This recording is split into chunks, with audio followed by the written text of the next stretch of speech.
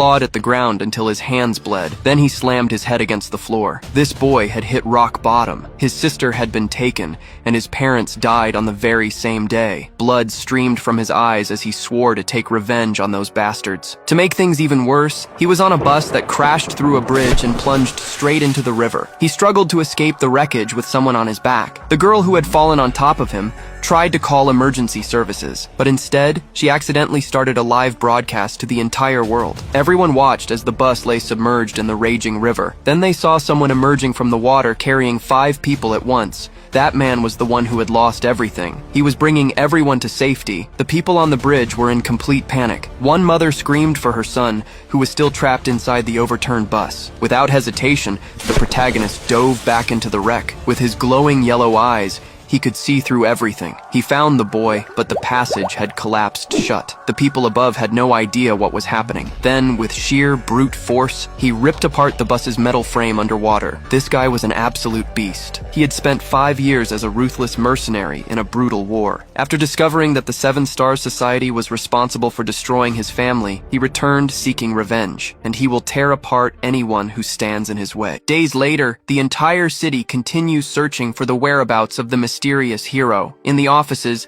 people comment on the wanted poster they spread around. The reporter then asks if anyone managed to find the accident hero. At that moment, the company receives several calls from people with supposed information about him. But annoyed, the boss hangs up the phone and complains that everything is a prank. Tired, the reporter regrets having suggested this search for the hero. Looking to the side, she complains that all the information is completely false, because everyone is just cosplaying him on social media now. Suddenly, she receives a notification of a new email on her computer. Without much hope, she looks at the screen and seems quite discouraged. With her back to her colleague, she calls him over to show the news. Warning that she's leaving, she grabs her things and runs to the door. Not understanding, the colleague asks where she's going in such a hurry. But on the computer screen, he sees the hero's photo and understands. Alone on the road, a car drives through the city during the dark night. Driving down the road, a solitary car follows its path during the dark night. On the phone, the reporter confirms she's arriving at the agreed meeting place. Then, she speeds down a long, empty road in the middle of the forest. Getting closer, she finally spots the sign pointing to the cemetery. Soon after, she parks the car and prepares to meet her informant. Showing the photo, she asks the man if he is Akiyama Takeru. Taking off his cap, the guy confirms his identity with a smile on his face. Remembering the past, he says he saw the hero there a few months ago. Besides that, he spent the whole time drinking alone in front of the grave. After the conversation, she goes to the grave that belongs to the Yanagimoto family. Looking at the tombstone, she focuses to understand what happened there. Checking the information, she realizes that grave was made in June. Remembering the accident, she recalls the strong smell of alcohol coming from him, and she also recalls that his clothes were completely covered in mud. Putting the pieces together, she finally understands the reason for all of that. Turning to the man, she asks if he knows who is buried there. Walking through the grass, she says she's also looking for the owner of the grave. In the newspapers, the search for the bus accident hero continues strong. For having saved so many lives, it was announced that he will receive a reward. Besides that, whoever gives information about him will also earn millions of yen. Walking down the street, he thinks they should have already realized who he is. Looking to the side, he laments that his body isn't in good shape. In his hideout, he says he set a trap to attract his enemies. Analyzing a wallboard, he believes that way he'll be much safer for now. With a serious look, he suspects they have a very powerful sponsor. Then, he decides he's going to use him as bait to come to him. Looking at the wallboard, he says if he does that, he'll succeed, because that way he'll be able to find new clues about May's whereabouts. Walking down the street, he tries to remember the exact location of his meeting. Suddenly, he hears a cry for help and stops startled in the same place. Looking back, he tries to figure out where that cry for help came from. Standing alone on the street, he sees a man approaching with a car. With a strange smile, the man thanks him for making the job easier. Nearby, several thugs surround the area with their luxury cars. Meanwhile, the gang boss waits for his men to bring his target. In the alley, they grab a man to take to the gang boss. Talking about the past, one of them reveals he sold a girl out of boredom. On the table, a used syringe shows what they did to the victim. Another man brags that they overdid the dose, but that it was very fun. In a dark room, a woman is lying completely unconscious on the bed. Waking up slowly, she finds herself in an unknown and strange place. With a malicious smile,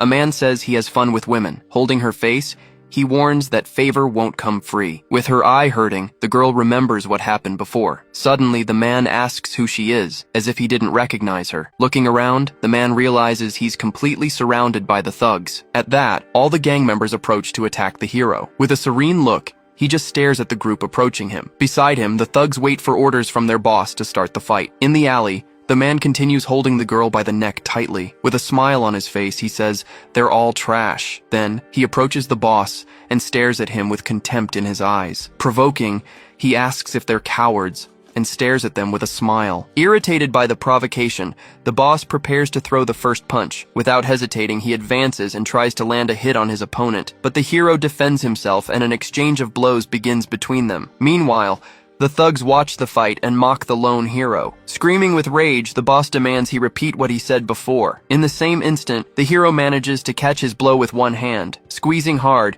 he begins to crush his opponent's hand. With a scream of pain, the gang boss feels his arm break. Seeing the scene, the thugs prepare to attack the hero altogether. Even with his broken arm, the boss advances for a new attack. Taking a step forward, the hero prepares for the counterattack. With a quick blow, he strikes his opponent right in the stomach. With the force of the blow, the gang boss feels the air leaving. Being thrown far, he crashes hard against the concrete wall. Fallen on the ground, the gang boss lies motionless and seriously injured. Standing in the middle, the hero stares at the other thugs who remain there. Looking from above, all the thugs surround the hero with their cars. With a smile on his face, he says it was all self-defense. Facing the group of men, Ken explains that he'll only defend himself from this unfair accusation. Noticing his stance, the men in front tense up and start sweating. Then, a superior shouts, ordering all his men to advance against him immediately. With a slight smirk, Ken calmly prepares for the confrontation coming his way. The first thug charges forward with everything,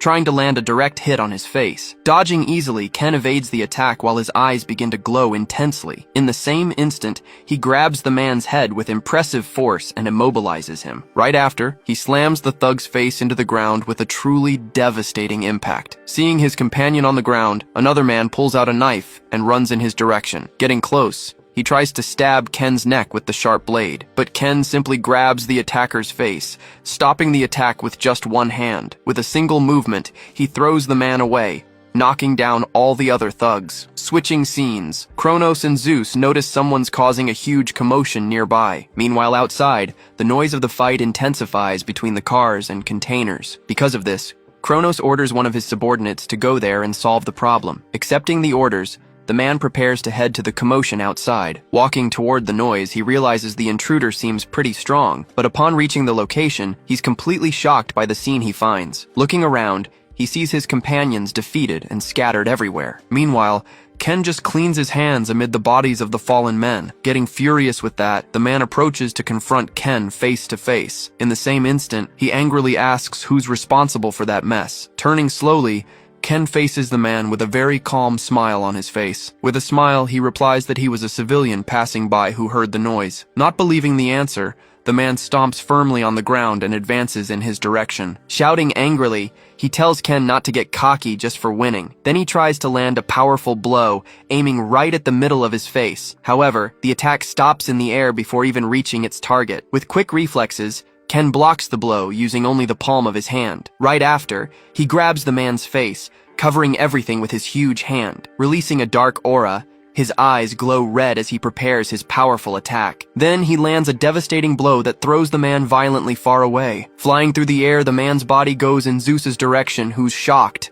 Right after, the body falls with a heavy thud right at their feet. With an expression of pure fury, Kronos looks in disbelief at the scene before him. In the same instant, he grabs a metal object and prepares to fight with it. At the same time, Zeus advances shouting, ready to finish off the intruder once and for all. Walking through the flames, Kronos slowly approaches to face Ken head-on. Noticing the approach, Ken's eyes change to an intense purple tone. Dodging at the last second, he leans back, escaping the first quick strike. Taking advantage of the opening, he counterattacks with a direct punch to Zeus's face. But coming from the side, Kronos attacks and lands a strong blow on Ken's face. In the end, Ken stands amid the bodies of all the enemies. Then, he just stares at the battle's result with a serious, tired look. From above, he observes the stopped cars and the completely silent street after the fight. Inside the car, the driver looks terrified at the scene he sees outside. Then, He slams the accelerator with all his strength to obey orders. Advancing at high speed,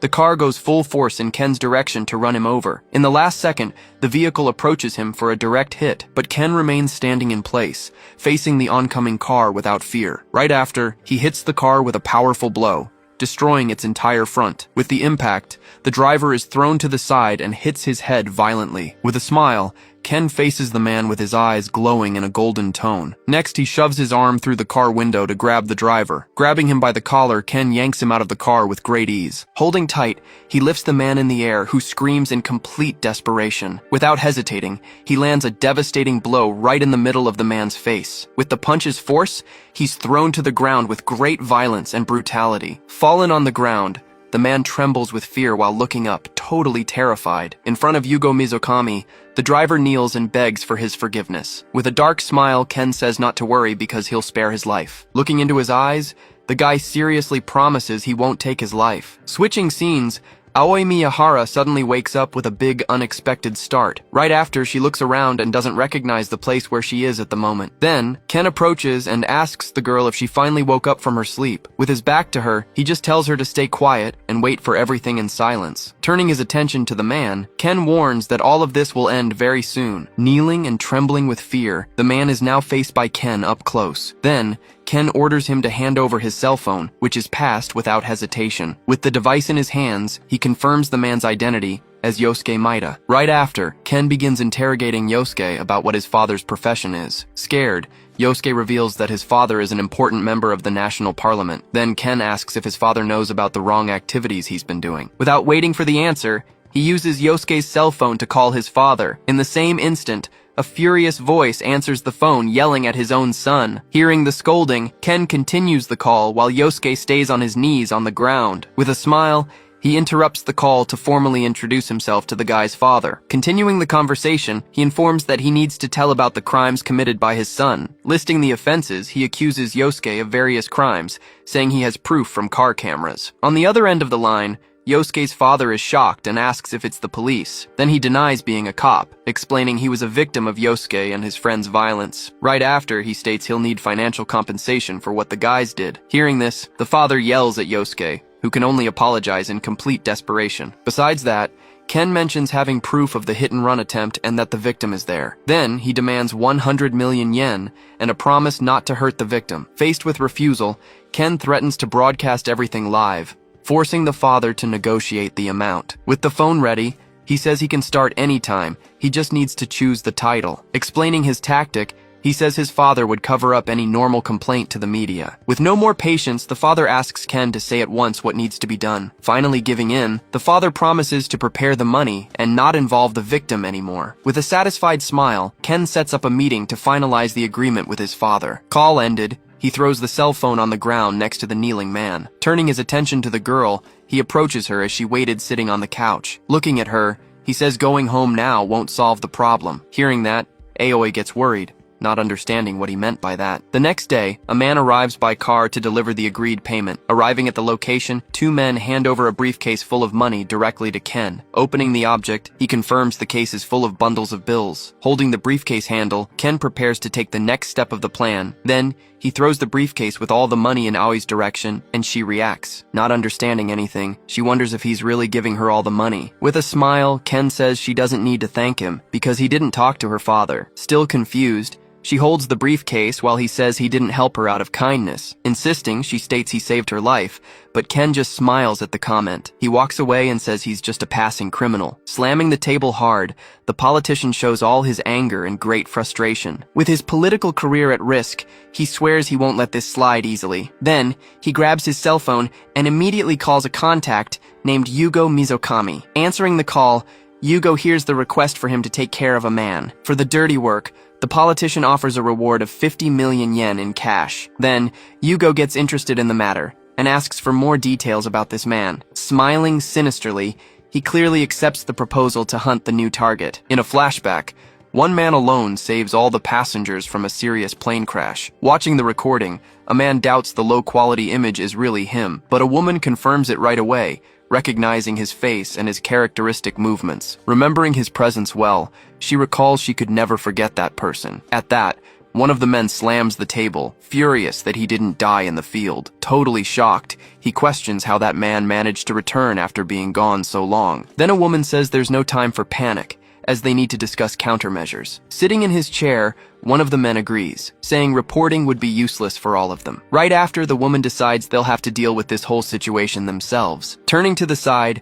she questions why Hugo is on the phone at a time like this. On the phone, he responds that he just sent someone to politician Maida's house. Right after, he explains that his son got into a fight with some thugs. Interrupting the conversation, Kronos tells everyone to focus on the main topic of this important meeting. While showing a news story, he asks what everyone thinks the hero will do now. Very worried, a man says he doesn't know, but that he might raid their headquarters. Biting her nails nervously, the woman says he's not a reckless fool. Biting her lip hard, she concludes he's looking for very powerful allies. Changing scenes, Aoi Miyahara rings the doorbell of a house on a very sunny day. Hearing the noise, Ken opens the door to see who's outside. Getting surprised, he finds Aoi standing right in front of him, looking at him fixedly. With a determined look, Aoi says she finally managed to find him after so long. Asking how she found him, he hears that she's been there several other times. With his arms crossed, he asks what she came to do at his house. Gesturing with her hands, she denies she's there to do an interview with him. Looking down, she explains that as a reporter, she said things she didn't want to say. Standing in front of him, she says she just wanted to genuinely thank him for all the help. After the statement, the two remain silent for a moment,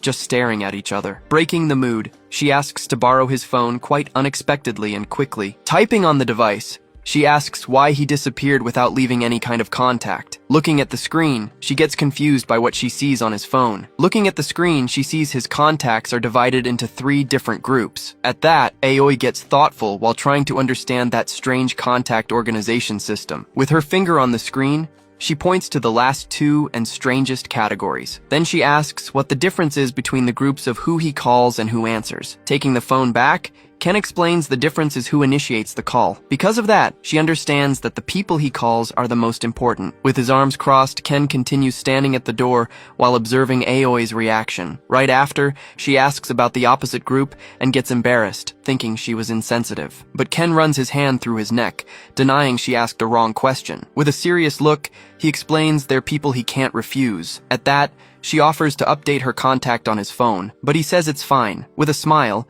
he says not answering someone who visited could become a problem. Seeing him smiling, she realizes he seems like a totally different person that way. Then, Aoi invites him for coffee as a way of thanking him for the great help. Changing to the cafeteria, the two sit at a table so they can talk better. Smiling in the cafeteria, Aoi continues the relaxed conversation with Ken right in front of her. Outside, Yugo Mizukami watches them closely from inside his car. At that, Ken comments about the world they live in, looking at the environment calmly. Meanwhile, Yugo analyzes an old news story about the rescue made by that same man. With a mocking smile, he compares the scene to a thug flirting with a girl. Leaving the cafe, Ken waits with Aoi while a taxi stops on the street for her. Already inside the vehicle, she says goodbye to Ken with a wave and a smile. In the back seat, Aoi celebrates the meeting she had, thinking about everything they talked about. Right after, she gets thoughtful while reflecting on what just happened between them, but the driver suddenly turns around, looking at her with a very aggressive expression. On the sidewalk, Ken notices something strange as the taxi speeds away down the street. Feeling something's wrong, he looks carefully in the direction the car went. At that moment, a group of people approaches him, walking in his direction along the sidewalk. Then Yugo Mizukami tells him not to worry, stating they're not suspicious people at all. Next, a man hands over a business card, introducing himself as an investigative agency. While Ken stares at the card, the man says he received a complaint about an assault. With a crooked smile, he asks for Ken's cooperation to solve the case. Taking the card, Ken pretends to regret the terrible thing that happened to the poor students in town. With a scary smile, he says he'll cooperate with the investigation of the case. Then, the men take Ken to an empty, dark park so they can talk better. Walking through the park, the man tells how the students were suddenly attacked by someone. Cleaning his ear, Ken questions if they didn't do something to deserve the attack. Stopping walking, the man accuses him of using thugs to play victim. Turning to Ken, he says he has good news and bad news about the case. Then he reveals the good news is the client doesn't want to kill him. The bad news, he says, as the group surrounds Ken under a streetlight. At that moment, he pulls a gun from his coat and loads it right away. Pointing the gun, he says, Ken's annoying conversation made him nervous. With the gun pointed at him, Ken says he needs to ask just one thing before everything. With a smile, the man tells him to say what he has to say already. Looking to the side, Ken prepares to ask an important question to the man. At that, he questions if the thug had already informed the client about his capture. With the gun still pointed, the man stays silent for an instant, thinking about the answer. Smiling cruelly, he responds not yet, as he's planning something else first. Seeing the opportunity, Ken's eyes shine and he finds that very convenient. Noticing the change, the man gets completely shocked and afraid of that situation. In panic, he pulls the trigger of his gun, firing at the target in front. Dodging the shots, Ken runs in a zigzag to approach the shooter quickly. Getting very close, he grabs the man's gun with his hand at high speed. Right after, he forces the pistol barrel into the shooter's mouth, disarming him. Then, the man throws the gun away and advances, trying to land a hit on Ken. Without any difficulty, Ken holds his fist, stopping the attack with just one hand. With a single strike, he throws the man far away, who flies through the air. Then his body falls hard on the ground, while the other thugs just watch. Seeing their leader fallen, the other two men pull out their knives to attack at the same time. Advancing together, the two thugs run with knives in hand to attack Ken. Noticing the approach, Ken's eyes shine intensely as he prepares calmly. But the first man is stopped easily, with Ken holding his arm with one hand. Then, he lands a devastating blow to the thug's face, throwing him far away. Spitting blood from the impact, the man is knocked out right away with that strike. Meanwhile, the other attacker's knife falls to the ground, leaving the man completely unarmed. At the same instant, Ken picks up the knife from the ground to use it against the opponent. Holding the blade firmly, he prepares to attack the last man still standing. Right after, he throws the knife with incredible speed in his target's direction. With perfect aim, the knife hits the man's ear, who gets completely terrified. At that, the last thug falls, leaving only the leader watching everything from the ground. Then, Ken walks toward the fallen leader with a serious and very cold expression. Picking up the gun from the ground, he says the good news is he won't kill him. Right after, he cocks the gun, preparing to reveal what the bad news is. With a scary smile, he says he won't kill him, emphasizing the word well. Pointing the gun, Ken warns he'll count to 3, giving one last chance. At that, the thugs fallen on the ground start bleeding heavily from the wounds received. Seeing that, one of the fallen men looks with pure dread at the scene. Meanwhile, the leader agonizes on the ground, feeling the weight of his great defeat. At the end of the count, Ken points the gun right in the direction of his final target. Noticing the man's silence, Ken presses the gun against him to get an answer. Then he warns that trying to buy time with silence won't do any good. Seeing the man still on the ground, Ken continues to provoke him with his very direct questions. Right after, he approaches and asks if he didn't hear his clear order. With a cold look, he continues staring at the fallen man, waiting for a single answer. At that very moment, the man screams desperately, begging him to wait just a moment. But Ken simply ignores the request and places his finger directly on the gun's trigger. Then, a shot is fired, hitting the streetlight lamp and scaring the man badly. Startled, the man screams in terror as blood drips from his wound. Totally defeated, he lies on the ground, unable to show any of his previous reactions. Gritting his teeth, he finally gives in to the pressure and agrees to his demands. Next, he promises he'll never appear in front of Ken again. But Ken says he doesn't want the money, offering even more for what he needs now. With his hand extended, he orders the man to hand over his phone immediately. Terrified, the man begs, knowing that Ken wants the contact of whoever hired him. Noticing the refusal, Ken offers double the money for him to hand over the phone. With wide eyes, the man wonders if Ken knows who the client is. Taking a step forward, Ken continues to pressure the man with his intimidating presence. Without answering, he simply asks if the man thinks the 7-Star Society is any different. In shock, the man questions how he knows that, and if he did all this even knowing. He then explains that messing with them is the same as becoming an enemy of the state. After all, the organization controls politics and the media with its power and great influence. Besides, they possess enormous wealth, with piles of money and gold bars. Even the president, he says, is nothing more than a pawn in the organization's hands. And no one, he claims, can face the 7 members, especially Yugo Mizukami, the most feared. Terrified, he warns that if Ken continues, his life will be in constant and immediate danger. Ignoring the warning, Ken yawns and cleans his ear, showing his total disinterest in the matter. Crouching down, he says he appreciates the advice, but this isn't a negotiation. With a serious look, he says there's only one choice, which is to hand over the phone. In the end, he presses the gun against the man's ear, repeating his question one more time. Pressing the gun to his ear, Ken says his ears seem to be clogged. Right after, he points the gun at his eye, questioning if there's something there. With the gun pointed at his face, the man is completely without any reaction. Smiling in a frightening way, he offers to clean everything for the man. Frightened by the threat, the men begin to flee desperately from that dangerous place. Meanwhile, Moths fly around the only light on in the dark park. Running without looking back, the leader wonders who that scary guy was. He keeps running as fast as he can, thinking he barely escaped with his life. Still running, he steps in a puddle of water while trying to get away from there. Right after, the remaining henchmen stop running, panting from the effort of the escape. Very worried, he realizes the problem is that Ken stole his personal information. With a cut on his face, one of the henchmen asks what they'll do now. Then the leader shouts furiously, asking the henchman if he happens to want to die. Seeing the situation, another man says they have nothing to show in their report. Looking up, the leader remembers the area is full of detective agencies. With a plan in mind, the leader says conflicts and ambushes are common there, so he suggests they say they were ambushed by guys from another rival agency. The sign of one of the city's agencies shows the services they offer. To support the story, he says his henchman's injury will serve as evidence, but the injured man questions if the other agencies will really cover the story. Seeing a dead moth on the ground,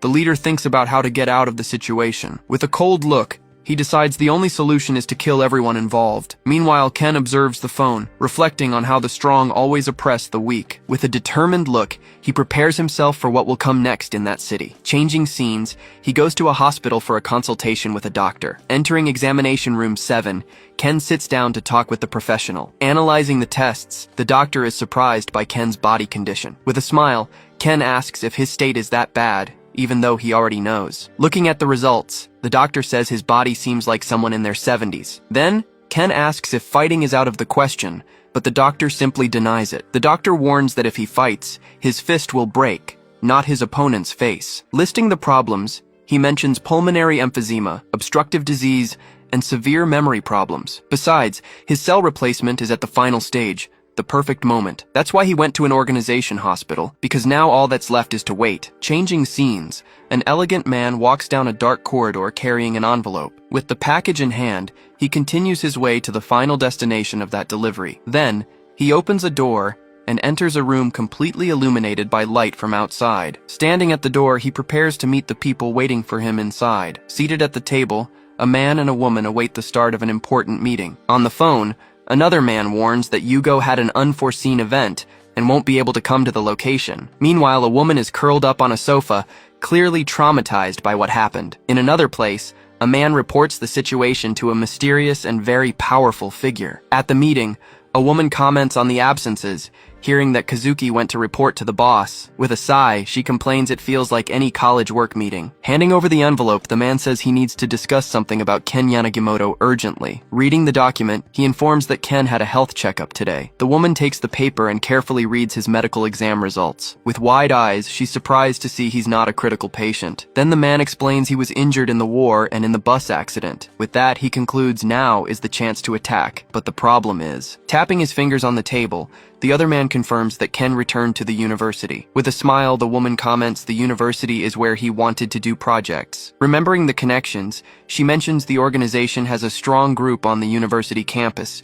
Then she suggests that a fight at the university could be quite dangerous for anyone. With her hand over her mouth, she laughs at her own idea, finding the situation quite amusing. Next, she jokes that maybe he's an agent from some suspicious organization. Meanwhile, a man analyzes the paperwork of Ken's enrollment at the university he returned to. As a member of the security committee, he says he'll handle the matter somehow. With a smile, another man suggests writing an article without falsehoods about what happens. But a man questions if the connections they have will be enough to solve the problem. In the end, the woman decides the organization's ability users will start at the university tomorrow. Under the moonlight, a cell phone starts ringing loudly during the night. The screen lights up, showing that the contact Hermes is calling Ken at that moment. Without hesitating, he swipes his finger across the screen to answer the important call he received. With the phone to his ear, he prepares himself for the conversation with the mysterious Hermes. On the other side of the line, an upbeat voice greets Ken in a pretty casual way. With a smile, the man asks if Ken missed him during all this time, but Ken cuts the conversation short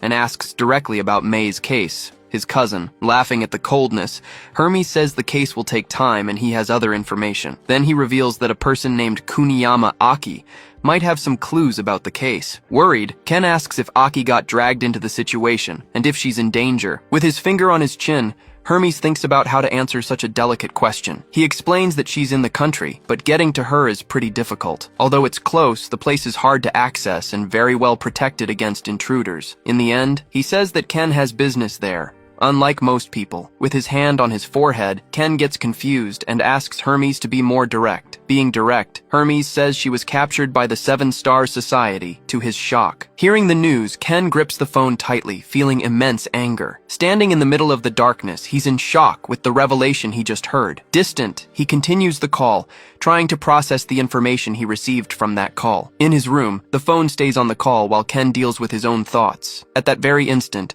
Hermes tells him to keep running desperately until his death comes. With a smile, he adds, telling him to run until he's completely out of breath. Gritting his teeth, Ken feels the rage growing inside him, preparing for action. Soon after, he starts running through the city, jumping between buildings with great agility. Meanwhile, Yugo Mizukami receives the news that his men lost sight of Ken. Drinking a drink, he hears they were ambushed by another agency, a complete absurdity. On the phone, he complains to the doctor that the agency is also short on personnel. Saying he needs more guards, he asks to recruit the hospital security for him. With a dark plan, he thinks that if the target dies, he won't need guards. Ending the call, the politician shows his frustration with the current situation he's in. On the phone, he complains that he hates people who don't know their place. Meanwhile, a girl runs desperately through the street, fleeing from something or someone dangerous. With a sinister smile, Ken says that even those he thought were dead showed up. Watching a seated woman, a man laments that they should have stayed quiet without interfering. Grabbing a bottle, he complains that they interfere all the time, causing many problems. Then,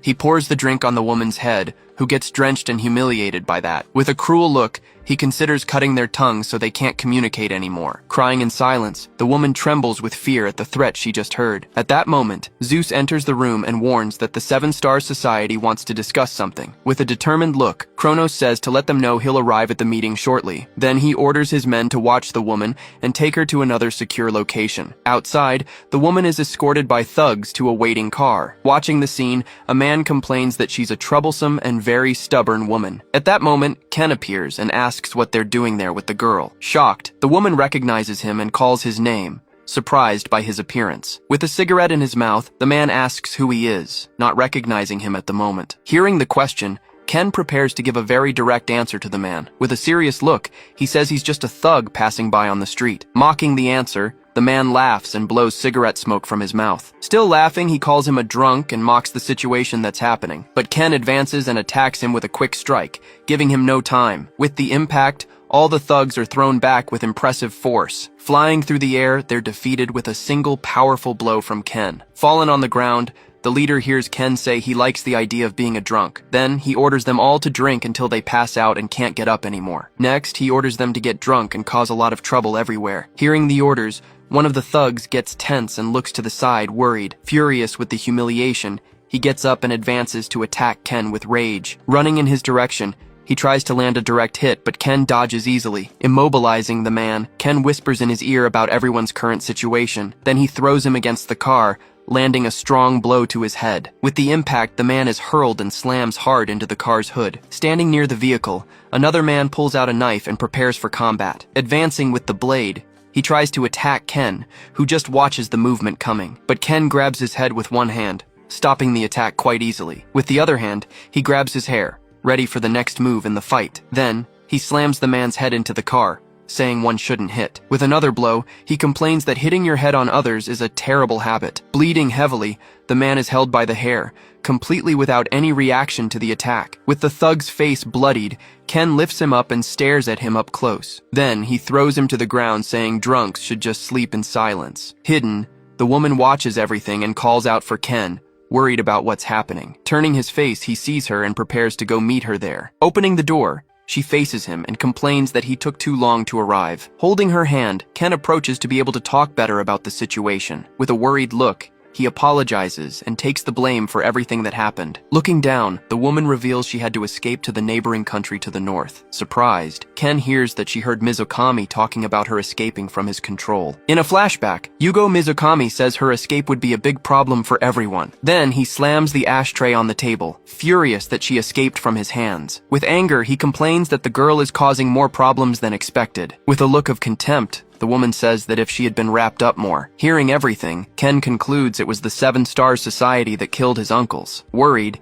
he says she needs to go to a safe place, but she refuses. Then she reveals that her mother is being held hostage in a hospital of the organization. Holding her hand, Ken says he understands the situation and promises to help save her. With determination, he swears that one day he'll rescue her and her mother from their clutches. With a tear in her eye, the woman says she'll be fine while she's with them. Smiling, she explains that no other organization will dare target her while she's there. With a smile, she says she's more worried about Ken than about herself. Looking at him, she remembers when he and May played together, like children. At that, Ken cuts the subject and asks what they'll do from now on. With a determined look, he explains he needs to investigate some things and find important people. For that, he decides he'll enroll in the university again to start his investigation. Analyzing a pile of documents, he discovers crucial information about his target's current state. Holding an envelope, the suited man confirms that his opponent really isn't in good condition. With a smile on his face, he realizes this is the perfect chance he's been waiting for. So he decides he'll take care of Yanagimoto Ken before he can fully recover. Being Chief Kondo Kazuki, he plans to use a loophole in the law to justify his action. Placing the papers on the desk, his superior asks what kind of agent he intends to send now. With a confident look, Kondo states he'll send 2 second-stage people for the mission. Crossing his arms, the other figure questions the possibility of them also being some kind of awakened. Looking out the office window, he admits that possibility really can't be completely ruled out. After hearing the response, his superior just processes the information in complete and absolute silence. Leaning back in his chair, he finally comments that this whole situation is a bit disappointing to him. Shifting to a sunny day, someone seems unable to believe what they're seeing there. Suddenly, a brown-haired man appears shouting, shocked to find someone he thought was dead. But Yanagimoto Ken just stares at the man with a tired expression, seeming not at all surprised by the reunion. Raising his hand to his forehead, the man asks where he's been during the last 5 long years. Standing in the hallway, Ken explains he traveled to study, while the other already questions him. Thinking about what would be dirty, Ken remembers the guy is referring to an old retaliation. Meanwhile, the dirty thing Ken really did was threaten a politician's son. Out of patience, Ken's friend asked him to stop with his word games. Changing the subject, Ken looks back and asks who those people standing there are. His friend then explains they're from Paradise and came from a northern country. Looking at the group, Ken questions if they're cosplaying as mobsters at the university, but his friend says the reality is worse, and Japan's international situation is complicated. Revealing the truth, he says a new energy can transform normal humans into awakened ones. Being the developer, Japan has now become a place flooded with several of these awakened. Because of this, underworld organizations started moving to seize power. So he concludes the group is here as spies, pretending to be a cultural exchange. Then he corrects himself and says the situation is actually a bit different from that. Hidden behind the pillar, he concludes they're basically the same thing as the mafia. That being so, 3 major groups are in play: Paradise, Pure Current, and Hanrang itself. He explains they made duels a rule, settling any complaint with a fight. Because of this,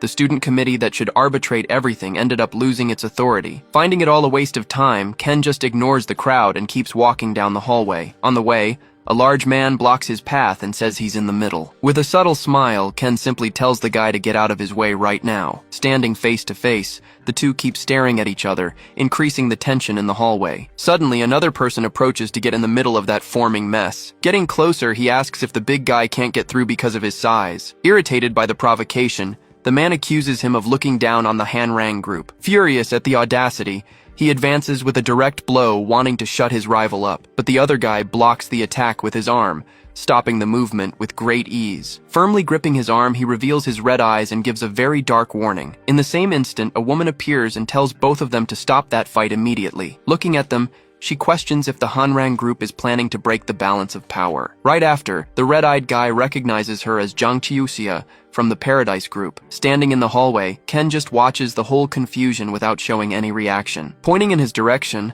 the Hanrang guy says he doesn't care about himself. Not understanding anything, Ken wonders if the guy knows him from somewhere by chance. Watching the Paradise group leave, Ken says they're not such a big deal after all. He then completes his reasoning saying she's basically trash to him. Next to his friend, he just observes how the university is being treated now. Suddenly, someone runs toward them shouting and asking if the sensei is okay. Getting closer, the young man is completely out of breath because of all the running. Catching his breath, he apologizes for being late and introduces himself as Tachibana Iori. Placing his hand on his shoulder, the friend tells him not to worry so much. Still, Tachibana feels embarrassed to have been seen in a situation like this, so he explains that, As they could see, this is the current situation of the student committee. Hearing the report, Ken understands the committee became just a front organization. That's why, cracking his neck, Ken seems to prepare for some action. Seeing his attitude, Tachibana asks him to take care of everyone, calling him advisor. Cleaning his ear, Ken pretends to agree to do his best with the situation. But the next instant, he's totally confused by what he just heard there. Not understanding anything, he wonders what the hell is happening in that place now. Then Tachibana asks if Sensei Sawama didn't explain the whole situation to him. With that, he reveals the sensei promised to bring an amazing person as the new advisor. Realizing the setup, Ken accuses his friend of tricking him into coming here. Turning to Tachibana, he questions if the committee is different from the other local gangs. With his eyes shining, he asks if the boy will remain humble when he receives authority. Hearing the question, Tachibana is left without a reaction, thinking about what he should answer. With his head down, he admits they would certainly change with the new power. After the response, Ken turns his back, saying he has nothing to do with them. As Ken walks away, Tachibana shouts that he will change, but for the much better. With his back turned, Ken only says that when they recover the authority they want so much. With a determined look, Tachibana promises he'll get what he wants no matter what. Hearing this, Ken smiles, knowing they'll use him as a stepping stone for their goals. Determined, Tachibana swears he'll transform that rotten school into a place of great pride. Completing his sentence, Ken smiles and shows he believes in the new president's potential. Changing to nighttime, the three sit on the grass to relax and chat a bit more. Drinking something, Ken praises Tachibana, saying he really has very impressive charisma. Excited by the compliment, the boy jokes that the most important thing in a president is being able to hold his liquor. Right after, he takes the moment to ask a slightly more serious question to Ken. So he reveals he heard some rumors that Ken was close to the feared Sensei K. Going back in time, the memory shows that Sensei with a cold and unfriendly look. At that moment, a man was lying on the ground, completely exhausted and without any strength. Showing the complete scene, Sensei K just watched the fallen man amid stains. Questioning the fallen boy, he asks if the kid was always so proud like that. Then he continues, asking if that pride came from intimidating the weak like that. Looking at the bodies on the ground, he says the boy seems to have overestimated himself way too much. Meanwhile, several other students remained fallen and defeated all over the floor of that place. With contempt, he states that being close to people like them is like trash. At that same instant, he looks to the side with a very serious and imposing expression. Fallen on the ground, the young man with black hair begins to tremble and feel intense pain. Noticing his trembling hand, the sensei notices he has the same symptoms he had. Next, he explains that his body and soul seem to be completely tearing apart. At this moment, he calls the process molting, revealing what's happening to the boy. Seeing the situation, he approaches and says he can no longer ignore what he's witnessing. Right after, he helps him up, promising to protect him until the molting process ends. Extending his hand, he warns that after everything's over, he'll be on his own. Hearing the proposal, the boy stares at him with an intense look full of determination. Kneeling on the ground, he finally accepts the beginning of his painful and great transformation. Shifting to an office at night, he begins to reflect on recent events. Leaning over the desk, he questions whether what he's feeling is some kind of nostalgia, but reading Yanagimoto Ken's medical report, he realizes it's nothing like that. Adjusting his glasses, he smiles, feeling excitement for something completely new in his life. Remembering the transformation, he understands that Ken went through the same molting process as him. However, he still wonders how Ken managed to be fine in that specific situation. He then suspects that Ken may have already reached the next stage of his evolution. Analyzing his investigation board, he begins to connect all the puzzle pieces. Sitting at his desk, he observes all the data he managed to gather about the groups. In the photos, he identifies the awakened ones from Paradise, from Hanrang, and from the Seven Stars Society. With a smile showing his fangs, he admits the situation is getting quite interesting. Then the mysterious K concludes that soon he'll have a new guinea pig for his experiments. Returning to the next day at the university, the sun shines bright in the blue sky. Walking through the field, Ken's friend calls him to talk about last night. While his friend suffers from the hangover, Ken just calls him weak from behind. Opening a bottle, he comments that he didn't expect Ken to accept the position on the committee. With a smile, he says Ken also wanted a place to settle down and stay. Opening the flask, he knows Ken doesn't like seeing his friends being pressured. Smiling, he turns around and says that either way, he's very happy with the decision. But Ken reveals he didn't accept because of the housing or anything like that. Remembering Tachibana, Ken says he accepted because he felt the boy's true feelings. With a subtle smile, he knows the president was being sincere in his words. Remembering his mother, he says he can tell when someone is lying to him. In a memory from the past, a woman tells him she likes people who are authentic. However, drinking his water. Ken's friend says that people like that are very rare. Suddenly, a woman stops in front of them, catching the attention of both young men. Confused by the scene, she doesn't understand what exactly is happening right there in front. Spitting out the water, Ken's friend calls out for Yanagimoto, surprised by the woman's appearance. Waving to Aoi, Ken greets her, leaving his friend totally shocked by the interaction. While Aoi questions what Ken is doing there, he asks if she doesn't think he's a student. Grabbing Ken by the hoodie, his friend complains that he's already making himself at home there. Then Ken ignores the tantrum and asks Miyahara-san what she's doing on campus. With an awkward smile, she explains she came to interview a student about the power organizations. Since the university, being the best in the country, attracts many external influences all the time. Coming to investigate, she wanted to discover how bad the situation really was around there now, but she laments that no one wanted to be interviewed, while Ken is surprised she's alive. Hearing the story, Ken just observes her in silence, processing the difficulty of her situation. Offering help, he asks if she wants him to make things a bit easier for her. Pointing to himself, his friend says he's one of the professors at that university. With an air of superiority, he states he already knows everything that's going on around there. After hearing everything, Aoi finally seems to understand the complexity of the university campus situation. Sitting on a bench,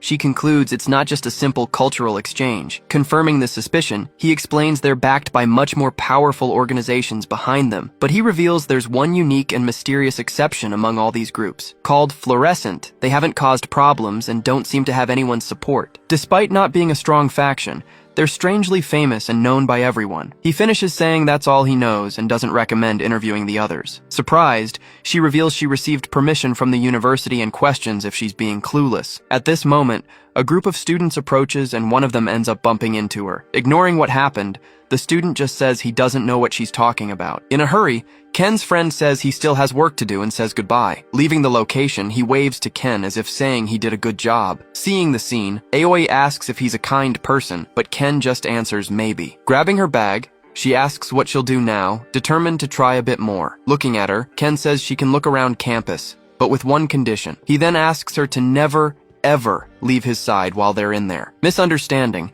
she asks if this means they'll have a date on the university campus. Meanwhile, a white-haired man asks where the reporter who's snooping around is. With a furious look, he wonders if she's someone who perhaps supports the committee. Observing the group, Ken warns Aoi that person is clearly an outsider. Clenching his fist, he considers her basically the same thing as any pest. Perceiving the threat, Ken's gaze becomes serious and much more focused on the opponent. Acting fast, he pulls Aoi behind him, protecting the girl from imminent danger. At that same instant, the white-haired man advances and lands a blow on the bench. Aoi's mouth drops open, completely shocked by the man's display of strength. Looking at the damage, he says the discipline code is a complete chaos. Then he warns that the student committee should just watch everything from afar, but Ken keeps staring at the man without showing any reaction, maintaining his usual calm. With a smile, he asks if Ken perhaps wants to resist against the powerful Paradise group. Ken just responds, asking why he should resist against their group. Getting close to her, the man says he should have said that from the beginning, but Ken explains that resisting is fighting not to have their rights stolen by them. Completing his statement, he warns that either way he won't take anything from her at that moment. Irritated by the response, the man asks what Ken just said. In the name of the committee,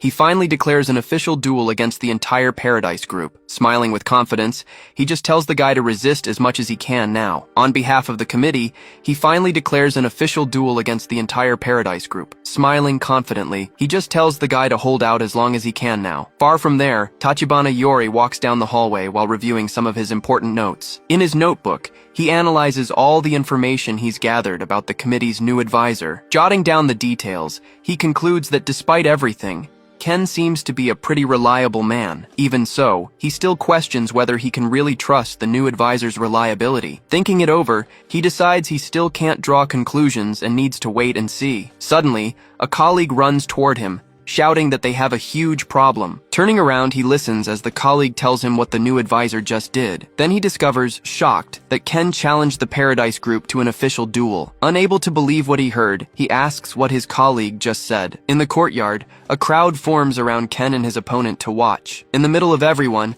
Aoi observes the scene unfolding with a very worried look. The white-haired man then picks up a large piece of wood that was on the ground. Wielding the weapon, he asks Ken what his terms are for the duel. With an eye patch, Ken says that if he wins, paradise will be completely dissolved. Hearing the demand, the white-haired man gets an expression of pure hatred. With clenched teeth, he says there's a limit to any kind of mockery. But Ken only responds seriously that he's not joking at all. In disbelief, the man doesn't understand how a guy like Ken joined the committee. He then starts to say what would happen if he won the duel against Ken. At that very moment, Tachibana appears shouting for them to wait, trying to stop the fight. He explains that Yanagimoto-senpai entered the university yesterday and doesn't know the duel rules, but Zhang Qiuxia says he doesn't need any prior knowledge about duels. Crossing her arms, she adds that this only shows how uncultured the committee is. Desperate, Tachibana realizes that if the fight happens, not just the committee, but the campus. He then starts blaming himself, thinking it's his fault as committee president. Amid the chaos,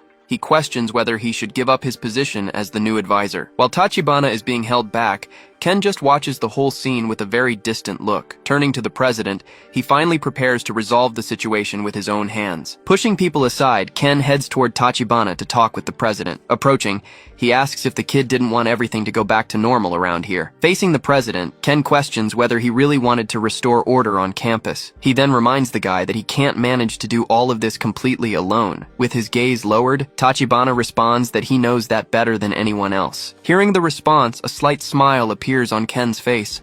Understanding the situation, taking a step forward, he turns and says it's fine to move forward. Meanwhile, Tachibana's colleagues blame him for the new advisor's reckless attitude. Placing their hands on his shoulders, they suggest it's better to remove Ken from his position. Clenching his fist, Tachibana realizes that if he does that, everything will have been in vain. But his colleagues insist, saying he needs to think about saving his own life first. Turning to them, Tachibana says that to achieve something impossible, you need an attitude. With a determined look, he states that they need to bet on something out of the ordinary. Taking the lead, he admits that Ken is a rude person, but he's the bet. On the other side of the courtyard, Ken just watches and awaits the president's decision. Supporting the new advisor, Tachibana tells everyone to trust him at least once. Returning to the duel, Ken pretends he forgot the conversation and asks what they were talking about. Irritated by the provocation, the white-haired man gets a look of pure rage. Gripping the wood, he says he demands exactly the same thing as the advisor. Then he decrees that if he wins, the entire committee will be completely dissolved forever. With a sadistic smile, Zhang Qiuxia tells her henchmen to beat the opponent without mercy. He then jumps and prepares for a top-to-bottom strike with full force. Advancing with the weapon,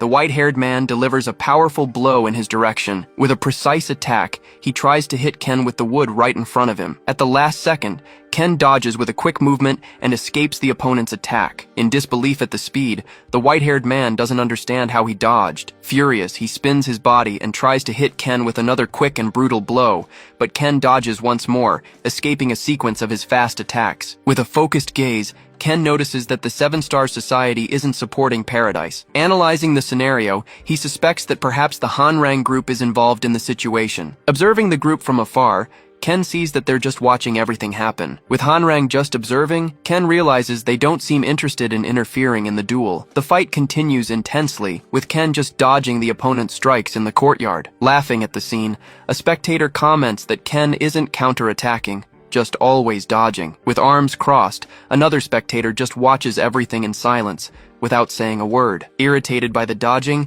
the white-haired man wonders how long Ken will continue. Screaming in rage, he tells Ken to stop dodging and running around the courtyard. Fed up with the situation, he charges at Ken, but is met with a strike. With a quick movement, Ken lands a direct blow to the opponent's face and takes him down. Fallen on the ground, the white-haired man is completely knocked out with just one blow. Crouching down, Ken picks up the wood that fell on the ground and says he'll borrow it. The crowd is in shock, unable to believe he defeated the opponent with one blow. Even the Paradise members are confused, wondering what just happened there. On the ground, the tip of the wood Ken holds starts to trace a circle. Thoughtful, Ken says the circle is a bit distorted, while an opponent advances. With the wood, Ken lands a spinning strike and stops the man's attack. He then lands a precise blow to the guy's face, showing all his strength. Continuing the movement, he uses the momentum to hurl the opponent far away. The man is thrown to the ground with the impact, completely defeated by Ken's blow. Fallen, he remembers that Zhang Qiuxia ordered him to be beaten without any mercy. With gleaming eyes, Ken approaches,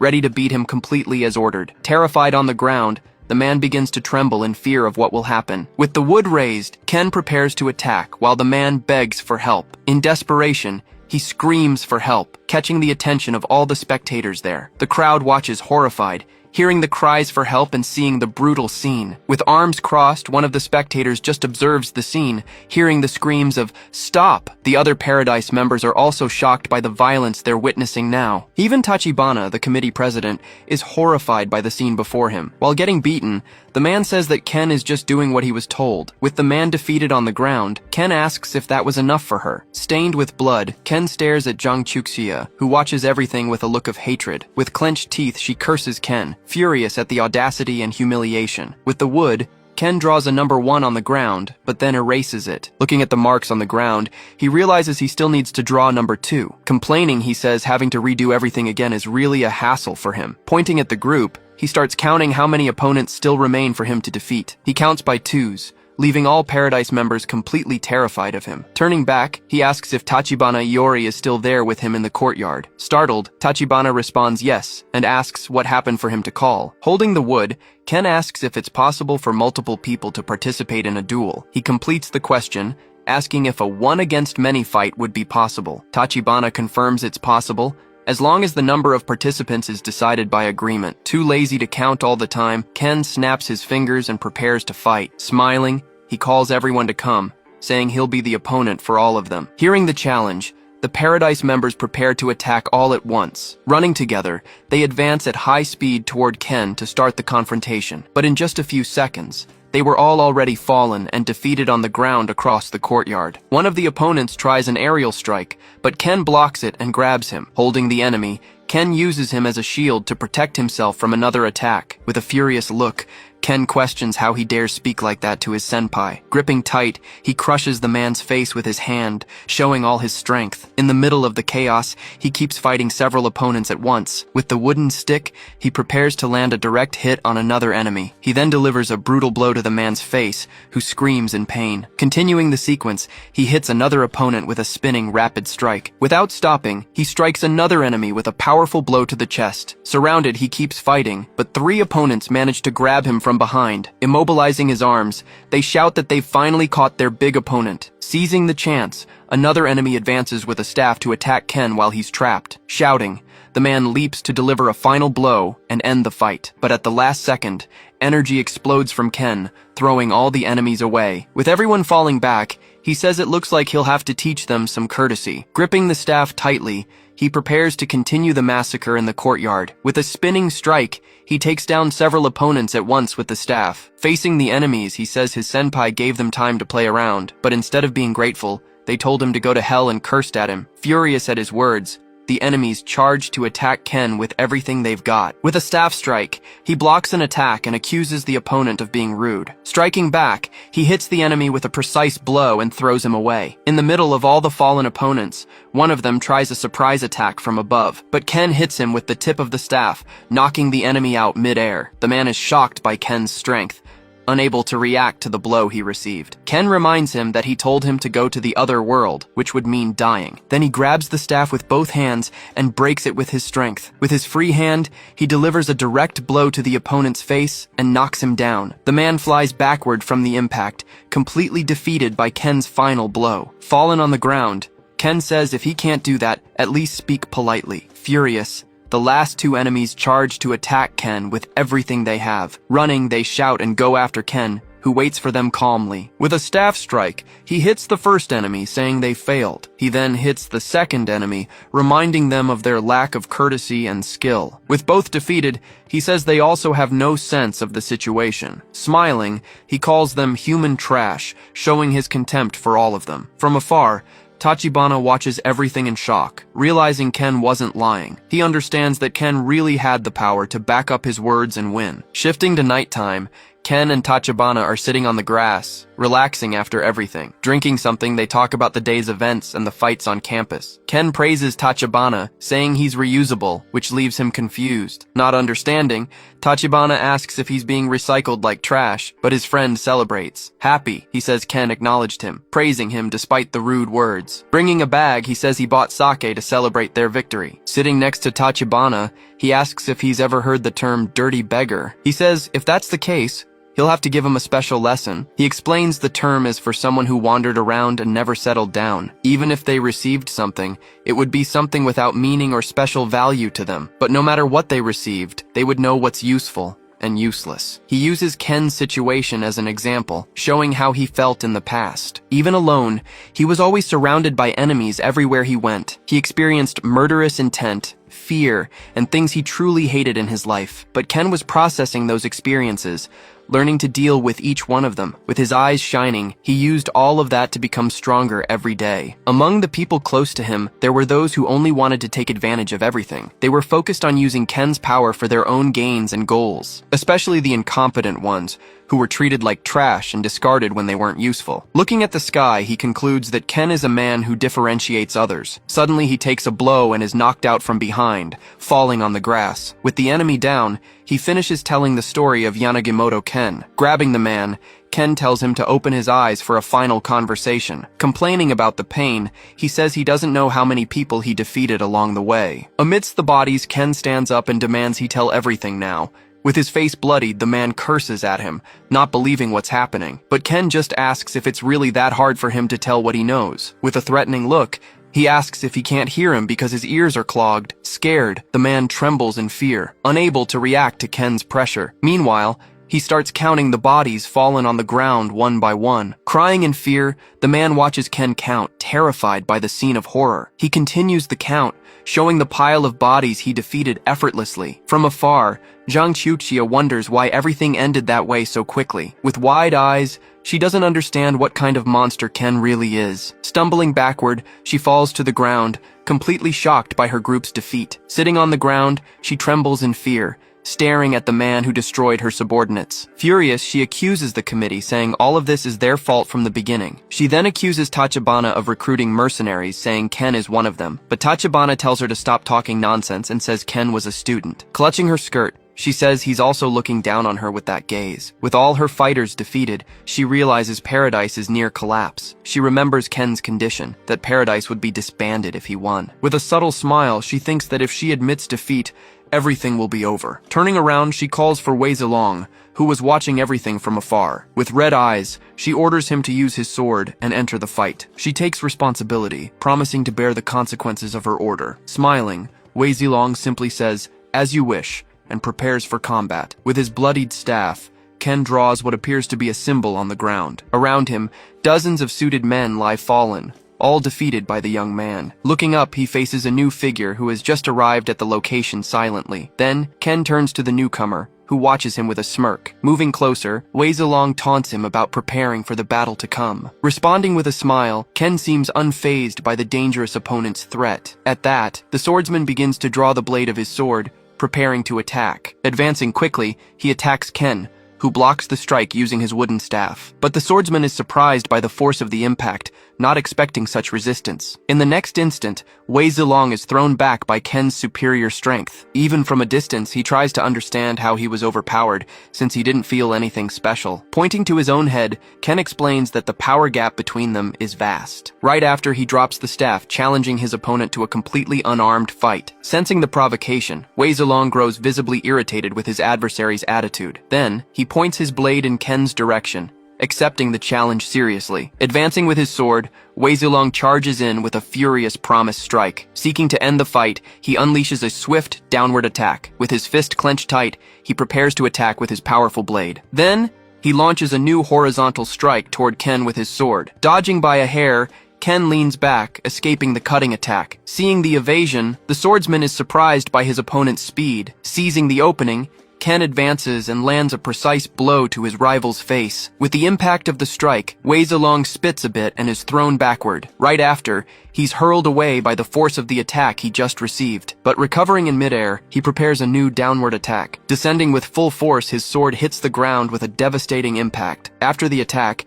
he lands at a safe distance, observing the result of the strike. Wiping his face, he turns around and is shocked by the scene he sees. Before him, a massive crack opens in the ground, displaying all of his power. But on the other side, Ken simply observes everything with a calm and serious gaze. Taking a step back, Wei Zilong seems to reconsider his previous strategy. Then he assumes a serious stance, preparing to fight with full force. With an intense look, he concentrates to initiate his next devastating attack. In the same instant, he advances at incredible speed, crossing the battlefield. Moving rapidly, he approaches Ken, who remains still without moving. Gripping the sheath, he declares that his opponent won't even be able to see the strike. Right after, he prepares to land a direct blow using the sheath. With a confident smile, he spins his body to attack his adversary with everything. At that, the strike hits the back of Ken's head squarely, but even receiving the attack, Ken remains still, showing no reaction whatsoever. To everyone's surprise, the sword's sheath shatters completely on impact. Changing scenes, a group of people watches everything from afar, completely shocked. Turning to the side, one of them asks what just happened at that moment. Meanwhile, another spectator comments that he couldn't see anything because of the speed. Amid the dust, everyone observes Ken's silhouette, not understanding the situation. Focusing on his gaze, the swordsman's surprise becomes clear with the scene he sees. It turns out Ken simply stopped the sword's blade using only his hand. With his body covered in blood, he holds his rival's weapon without difficulty. Realizing the situation, Wei Zilong is shocked, not understanding how he managed that. With a smile on his face, Ken taunts him about using full force. In the same instant, the swordsman tries to pull his sword back with all his strength, but the blade doesn't move an inch, completely trapped by his opponent's hand. Seeing his desperation, Ken continues with a smirk and stares at him. Then, he appears behind the swordsman in the blink of an eye, completely surprising his rival. Sensing the presence, Wei Zilong turns around, startled by the speed of the movement. Imitating the previous movement, Ken positions himself to attack in the same way. Being very close, the swordsman prepares to defend against an imminent strike. But, instead of attacking, Ken grabs his hand with crushing force. Right after, he grabs the swordsman's neck, lifting his body off the ground. Holding his opponent in the air, Ken demonstrates his total superiority in the fight. With his serious gaze, Ken prepares to finish the confrontation with his opponent. While squeezing his neck, the swordsman begins to lose consciousness little by little. Feeling life draining away, Wei Zilong despairs, unable to break free. At that, Ken takes the sword that his opponent was still holding with his other hand. Taking the weapon for himself, he stares at him and speaks about borrowing it. Right after, he releases his rival's neck, who falls to the ground without strength. Leaving his opponent behind, Ken turns and walks to the center of the location. Stopping near the number he drew, he prepares to test the new weapon. Then he raises the weapon and strikes it with full force on the ground. With the force of the impact, the blade shatters into several pieces instantly. Pieces of the sword are now scattered across the ground, beside the numbers on the floor. Looking at the broken sword, he shows his dissatisfaction with its low quality. Fallen on the ground, the swordsman hears the taunt and just watches him in silence. Analyzing the situation, Ken realizes he's not the true leader of the group. At that, he breaks into a smile, remembering an agreement he made previously. Watching from afar, the group's leader, Zhang Chuxia, is completely without reaction. Seeing all her men on the ground, she realizes everything went wrong. Meanwhile, other people behind her begin to laugh at her humiliating defeat. With a dark expression, she fills with rage at the unexpected situation. Turning his attention to her, Ken asks if there are still more people to fight. With the provocation, her eyes fill with hatred, and she grinds her teeth. Outside, the calm atmosphere hides the turmoil over Paradise's defeat. In the corners, the crowd of students whispers about the strongest man falling. Then, Zhang Qiuqia realizes there's no one left to fight by her side. Seeing that her fighters can't even walk, despair takes over her. Now alone and surrounded by stairs, she finally understands that her group is finished. In complete despair, she laments how things reached this irreversible point. In that moment, she remembers the sole person responsible for all this totally unexpected destruction. And there stood Ken Yanagamoto, standing and observing the result of his actions. Outside, life on campus continues with a strange and tense normalcy. Analyzing the situation, Tachibana Yori finds the lack of commotion from students odd. Meanwhile, the other factions are already planning how they'll take what's left. Nearby, the common students just watch from afar with evident apprehension. Shortly after, Tachibana Iori approaches Ken, asking for a minute of his attention. Stopping his walk, Ken turns to hear what the president wants to say. Looking at him, Ken simply asks if he's okay with the whole situation. With a smile, Tachibana says he's more worried about overloading him even more. Turning his back, Ken simply starts walking without giving any response. As he passes by her, Ken suddenly stops, leaving Zhang Chuxia tense. Turning his body toward her, Ken stares at her closely for a moment. Then, He starts provoking her with a question about her group. Surprised by the question, Zhang Chuxia is left speechless before the provocation. Not knowing how to respond, she just remains silent with a tense face. Gathering her words, she responds that she never borrowed anyone's power. Analyzing the response, Ken seems to agree with what she just said. After the conversation, he turns and speaks loudly for everyone to hear. He announces that he's taking back his word about ending the Paradise faction. Hearing the declaration, the crowd of students reacts with surprise and disbelief. Next, Ken continues his speech with a direct warning to everyone present. He warns all the hyenas now targeting what's left of Paradise, and also to all those looking down on the committee, warning also anyone who touches the common students and university civilians. With a threatening smile, he'll challenge anyone who disobeys the rules he's established. Hearing this, the crowd of students celebrates their newly won freedom. Emotional, they finally feel safe and shout the committee's name. In the middle of the crowd, someone records the entire celebration with an attentive phone. From afar, Aoi Miyahara perceives the depth of the strategy Ken used. In the same instant, Tachibana understands that the committee finally has a new purpose. Relieved, he thinks about how lucky they are to have Ken on their side. As Ken and Zhang Chuxia walk away, he imagines what would happen. Trying to thank him, Zhang Chuxia is interrupted before even completing her sentence. With a sinister smile, Ken warns that their conversation isn't over yet. Pointing to the ground, he reveals he's only changed his demand for her. He orders her to kneel and apologize very sincerely. Shocked, she realizes the humiliating meaning behind that specific request. Seeing her hesitation, Ken asks if she'd prefer to fight him again. Reminding her of her subordinate's defeat, Ken leaves her with no choice. Realizing she has no other option, she just agrees to do what was asked. Without hesitating, Zhang Chuxia kneels and asks forgiveness for her actions. Meanwhile, Ken just observes her complete and total humiliation from above. As he turns, he warns her that she was only saved because of Iori. Still on the ground, she nods and says she already knows that. Surprised by the response, Ken stares at her closely with a suspicious look. With a frightened face, she just thanks him for his unexpected and strange mercy. Turning his back, Ken already starts thinking about his next suspicious target. As he walks away, he concludes that the Hwarang faction is the most suspicious. Analyzing the crowd, he notices the group's members watching him from afar. Determined to confront them, he now plans bait to lure them all in. At that moment, a new person approaches and introduces herself as Ishida Nanami. Challenging the committee, she proposes a one-on-one duel between them. Seeing an opportunity, Ken asks what demand she wants to make. Holding the sword, she promises to obey the committee if she's defeated in the duel. With a smile, Ken asks what happens if she manages to win the confrontation. In attack position,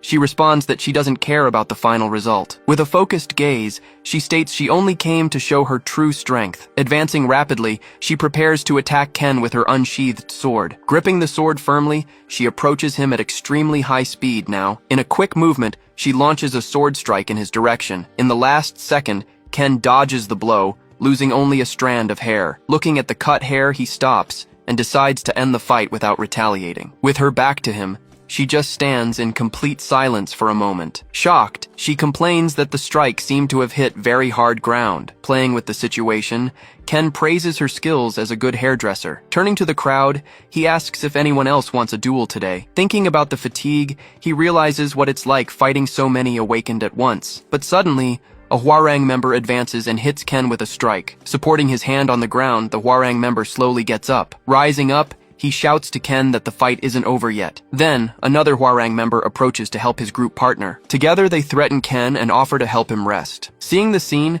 Ishida Nanami is surprised by the new opponent's strength. Looking at the two, Ken asks if they're from the Seven Star Society. Hearing the question, one of them tries to answer but is interrupted by his partner. Then, he denies everything and says he's only there as Hwarang, but Ken just touches his forehead and says it's all over for them. With his eyes glowing, he warns that he was referring to their future. Going back to the late 90s, the whole world was going through changes. As the 20th century was ending, something extraordinary began to manifest. During this time, people with special abilities started appearing among ordinary humans. Emerging from the shadows, these individuals stood out with their unique and mysterious powers. With the ability to control energy, They surpassed any existing human limit. Breaking through an internal barrier, they awakened to a new level of power. This granted them not only heightened senses, but also superhuman physical strength. At the first stage, their physical capabilities increased up to 4 times normal. However, their power wasn't just a simple multiplication of common physical strength. Depending on the situation, a single user was worth dozens or even hundreds of men. But all this absurd power also brought with it a terrible side effect. Over time, their bodies began to deteriorate from a phenomenon. Then, unknown pioneers brought a mysterious drug to solve this new problem. This drug not only prevented the collapse, but also easily created new users. From there, the creation and control of users became possible. Nations and organizations then began working to create their own users. Filling out forms, they searched for individuals with potential to become the strongest. But second-stage ones were difficult to create even with national support. Producing these users was a challenge, requiring tremendous effort and resources. With them in the field, success was guaranteed in any mission they received. Coming back to the present, this was the logic everyone knew about the Awakened. Seeing their allies on the ground, their common sense was completely shattered now. In the middle of the crowd, one of them couldn't believe what was happening there. To him, it was absurd that someone could defeat second-stage users so easily. But there was Ken, holding the Hwarang man who had attacked him. Looking at the other one fallen on the ground, Ken continued his interrogation calmly. With his eyes glowing, he asked who had sent them to this place. Even defeated, the man repeated that they were just members of the Hwarang group. Out of patience, Ken advances and strikes the man with a blow to the neck. Seeing the scene, another group member pulls out a weapon to enter the fight. Advancing stealthily, he prepares to launch a surprise attack against Ken, but Ken warns him that no matter the attack, he needs to be ready. Frozen in place, the Hwarang man becomes paralyzed with the warning he received. With his eye glowing, Ken gets irritated with the interruptions that are happening. Then, a crushing pressure hits the Hwarang man in a completely unexpected way. Feeling the danger, he's shocked by the intensity of that terrifying presence. Suffocated by the pressure, he can barely believe that came from a look. Before that giant gaze, he feels like an insect about to be crushed. Unable to bear the pressure, the man falls to the ground screaming for help desperately. Fallen, he realizes that not even the 7 Stars executives were this strong. In that instant, he understands that Ken is far more dangerous than them. With his hand trembling, he finally decides to tell Ken the whole truth. Then, he reveals that those two aren't really from the Hwarang group, as they said. Hearing the betrayal, the man on the ground accuses him of wanting to kill everyone. With a smile, Ken asks if he has any idea of the problem he caused. Warning about the reporter, he reminds him that everything is being filmed by her. Not knowing what to do, the fallen man just stares at the whole situation. Then, he spits on the ground with an expression of pure contained rage. Grinding his teeth, he holds himself back from doing anything stupid at the moment. Suddenly, he grabs his partner and runs away from the location quickly. Seeing the escape, Ken just comments that he doesn't care one bit. At that, he turns to the last Hwarang man who stayed behind. Looking at him, Ken asks if he's going to tell the origin of the two. Without saying anything, Ken just waits for the answer with a very serious look. Then he reveals that he already knows everything about the 7 Stars Society. Stepping on him, Ken says he made the right decision by revealing everything. With a smile,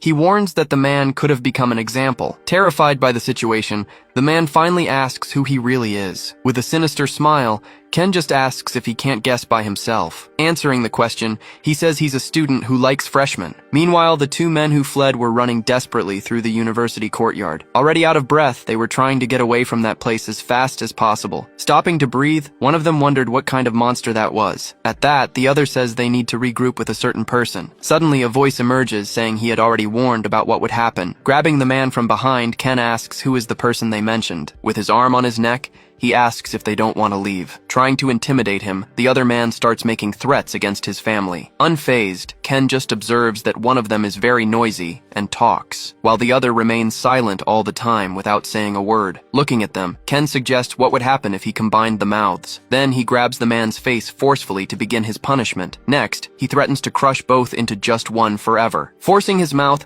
Ken starts breaking it with his own hands. Terrified, the Hwarang man hears the sound of his partner being punished. On the ground, only the man's bloodied teeth remained after that action. Looking at his own hand, Ken wonders if that wasn't perfect. Taking a few steps, he starts walking toward the last remaining man. Getting closer, he asks if the man has any better idea now. In panic, the man desperately begs him not to come any closer. Around campus, students were whispering about the situation and what would happen next. At that, They discover that the council representative went after the guys who fled. Suddenly, a mysterious woman appears with a very strange smile on her face. Looking around, she asks if Yanagimoto wasn't in that place anymore. Surprised by the appearance, Aoi recognizes the representative and is left not understanding anything. With a smile, the woman says she came to invite him for a special tea. Laughing awkwardly, Aoi comments that she doesn't think Yanagimoto likes tea, but the woman just says she knows him very well since he was a child. After that incident, the atmosphere at the university changed drastically for all the students. With this, the student council's morale increased significantly among the other students. Meanwhile, the Paradise faction entered an almost total collapse from within. Seeing many members leave, the organization now only existed in name alone. Now, the Hwarang group was under the direct supervision of the student council. With the new rules, its members were forced to obey the new orders. Even with the defeat, her group became a council organization. For her coverage, Aoi Miyahara received a very important journalism award. Thus, she became a famous reporter recognized by all sides. Up on the terrace, Ken observed the university's movements with complete attention.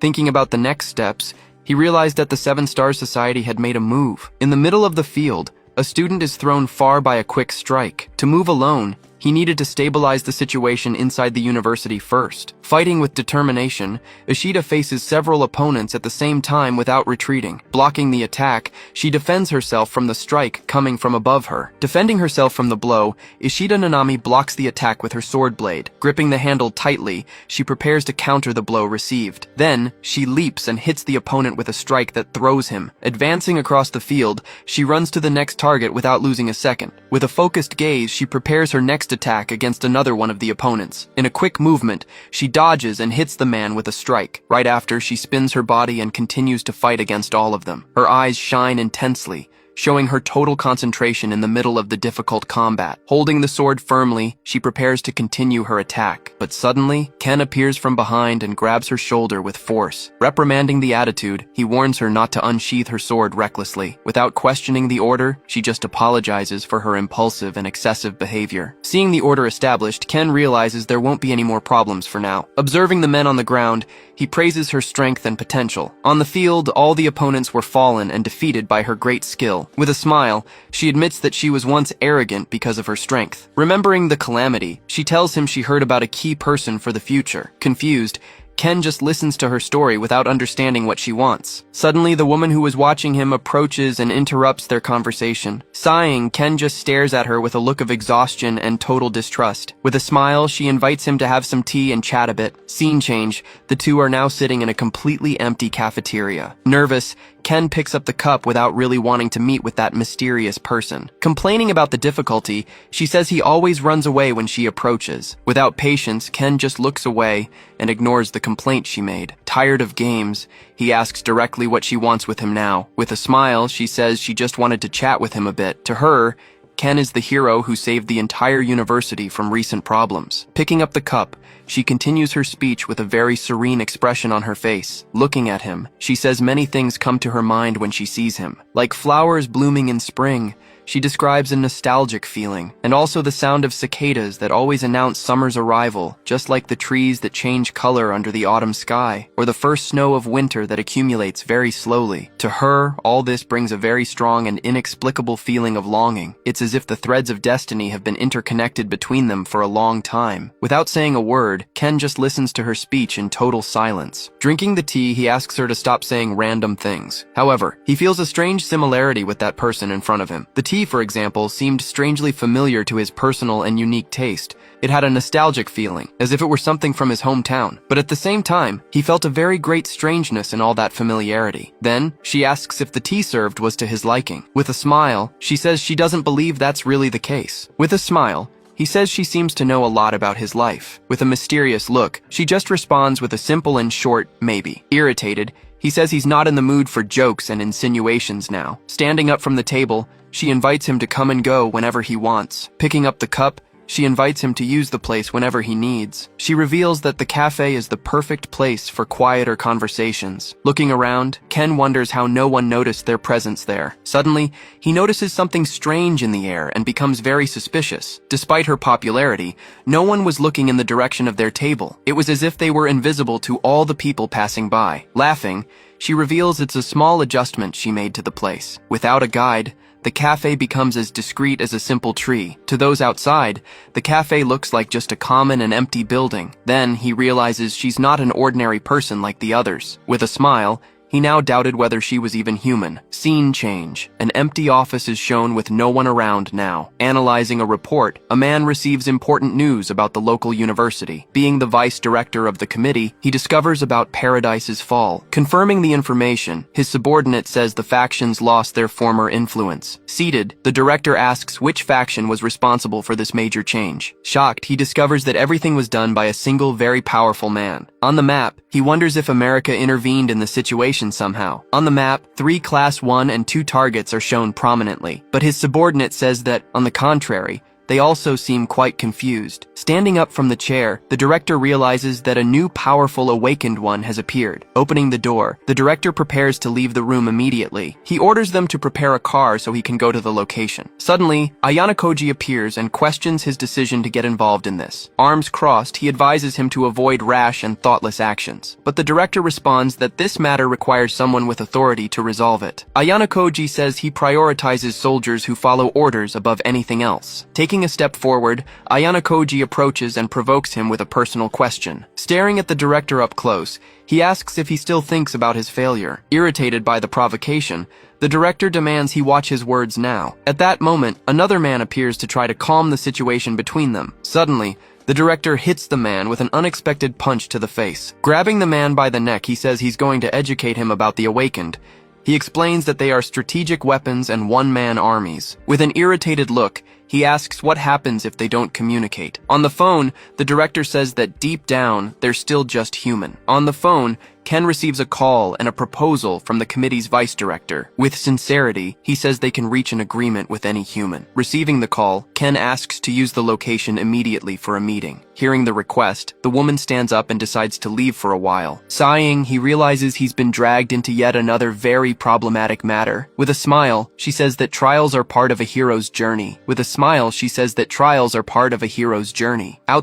the director approaches without Ken noticing his presence. Entering the room, Ken meets with the director for the scheduled meeting. Sitting at the table, Ken goes straight to the point without wasting any more time. Then he asks what the committee's vice director wants with him now. Leaning on the table, the director says he's not here to propose anything. He reveals he's only seeking a cooperative relationship in cases of national emergency. With a serious look, Ken asks if he wants him to be a dog. Remembering the past, he reveals he was used as an experiment in America. With a distant gaze, he recalls the hardships he faced for many years. When he returned, he received news of his family's death and disappearance. Aki's message informed him that his uncles died and his cousin disappeared. Pointing at him, Ken says the country never helped him in those moments. To him, the contract was just a way to use his power to keep tabs on him. Without hesitation, he asks if there's any reason to cooperate with the government, but the director reveals they share the same enemies in common now. With his hands on the table, he asks Ken to consider the government's intentions. Not caring, Ken warns he's willing to break the law for this, but the director responds that their job is to legalize his actions. Leaning forward, he decides to ask one final question to the director there. Arms crossed, he asks what would happen if he became a threat. Without hesitation, the director responds they would stop him at any necessary cost. With glowing eyes, Ken just stares at him with a very defiant look. Then he simply asks if they could really stop him somehow. With a tense look, the director recognizes the truth in those defiant words of his. Suffocated by the pressure, he feels as if he's being held down by a force. The pressure was stronger than any other awakened he knew. Clenching his fist, he prepares to respond to the challenge made by Ken. With red eyes, he says what can be done is different. In a vision, the two stare at each other with their energies clashing intensely. With a smile, Ken says he's not suited for politics. Leaning on the table, he says the director can't lie or flatter. Sighing, the director admits he's causing problems because of his actions. With a smile, Ken says he agrees to the deal because of that attitude. Standing up, the director finally accepts the cooperation proposal between the two of them. Extending his hand, he makes himself available for whatever Ken needs. Shaking hands, they finally seal the cooperation agreement between the two. On the phone, Ken receives information about Kyoko's possible whereabouts at the hospital. The message on the cell phone indicated the hospital's location for him to go. With a sweaty look, the director asks to be contacted as soon as he finds them. Turning his back, he prepares to leave the room and go. At the door, he says goodbye and warns they'll be meeting frequently now. With a wave, Ken just nods and says goodbye to the director. Suddenly, his cell phone rings in his pocket, and he picks it up to answer. On the screen, Miyahara's name appears as the person calling. Answering the call, he hears a complaint from the other end of the phone line. She thanks him for helping her win the journalism award. Then, she asks if they can meet at that exact moment of the call. With a smile, she celebrates the positive response and hangs up the phone quickly. In the office, the man who got beaten apologizes for bringing in a mercenary, but Ayano Koji says they have a new plan to deal with the situation. With a skeptical look, he questions if it's possible to weaken Ken. With a smile, he recalls that last time, second stage users. But with a smile, he reveals the names of the newly hired hunters. Remembering the past, they already fought against Ken when he was a mercenary. Being professionals, they have a lot of experience fighting and hunting targets like Ken. Questioning the mission, one of them thinks it's a waste to just attack and run now, but the other responds they're only there to fulfill their mission. Adjusting the equipment, he orders all residents to be evacuated from the area. Finding it all boring, the other sees a chance to finally defeat Yasha. While preparing his weapon, he remembers an old saying from the eastern side. With the rifle in his hand, he says, "You don't beat someone who enjoys it." That's why he positions himself and carefully aims at his target in the distance. Looking through the scope, he says they need to make the most of this moment. Suddenly, a voice calls out Yanagimoto's name in the middle of the empty street. Waving, Aoi Miyahara apologizes for making him wait for her there. Surprised, the sniper wonders if there were still residents left in the previously evacuated area. Seeing the reporter, the other mercenary says she could be a problem. With a cold stare, he orders her to be eliminated as quickly as possible. Preparing the rifle, the sniper gets ready to shoot in the reporter's direction. Suddenly, Ken steps in front of her and takes the hit in her place. With gleaming eyes, he shields her from the attack coming from afar. Shocked, Aoi just stares at him without understanding what had happened there. Closing his hand, he grabs the projectile that was fired at him. With his hand bleeding, he holds the projectile with great force and determination. Then, he lets it drop to the ground with a very metallic sound. Looking at his hand, he realizes these weren't ordinary gun projectiles. Worried, Aoi asks if he's okay after being hit. Turning his back, he just asks her to wait there for a moment. Warning he'll be right back, he prepares to go after the shooters now. Recognizing the sniper, he runs toward the location where the shot came from. Using his speed, he advances quickly through the trees to find his target. Hidden in the bushes, he finally finds the sniper who attacked him from afar. With a focused look, he warns him that he found him in the middle of the forest. Taking a step, Ken advances toward him with great anger and determination. Jumping from the building, he descends toward the sniper at extremely high speed now. In the air, he dodges the attacks that are launched at him rapidly. With a kick, he gets rid of the explosives that were thrown at him. Hidden in the brush, the other mercenary observes the fight from afar with attention. Advancing with everything, Ken shouts that this method won't work on him there. With gleaming eyes, he prepares to attack the sniper with force. Suddenly, the other mercenary appears and attacks him up close with a strike. With a quick movement, he dodges and grabs his opponent's arm. With a smile, he says it's hard to pet a cat that is skittish. He explains that with this approach, the cat just gets scared and runs away, or else it simply bites to defend itself from any surprise and unexpected attack. At that moment, the sniper tries to hit him with a strike from behind, but Ken appears at his side and hits him with a quick blow. Leaving a cut on his face, he stares at him with great anger now. Advancing forward, he hits him, saying he only shows up when he's sure. Then, he grabs him to ensure he doesn't flee from the fight again. With gleaming eyes, he decides to end it all before it gets more complicated. But the sniper asks for time, begging him to stop the attack now. With a desperate shout, he interrupts the fight and asks for a small pause. Then, the sniper surrenders and proposes a deal to save his life. He says the information he has is worth hearing. With a serious look, Ken just tells him to be quick and speak up. With a smile, the sniper asks if he thought he would come alone. Right then, a new man appears and reveals he came to deal with him. Shocked by the appearance, Ken just stares at the new man in front of him. In the middle of the clearing,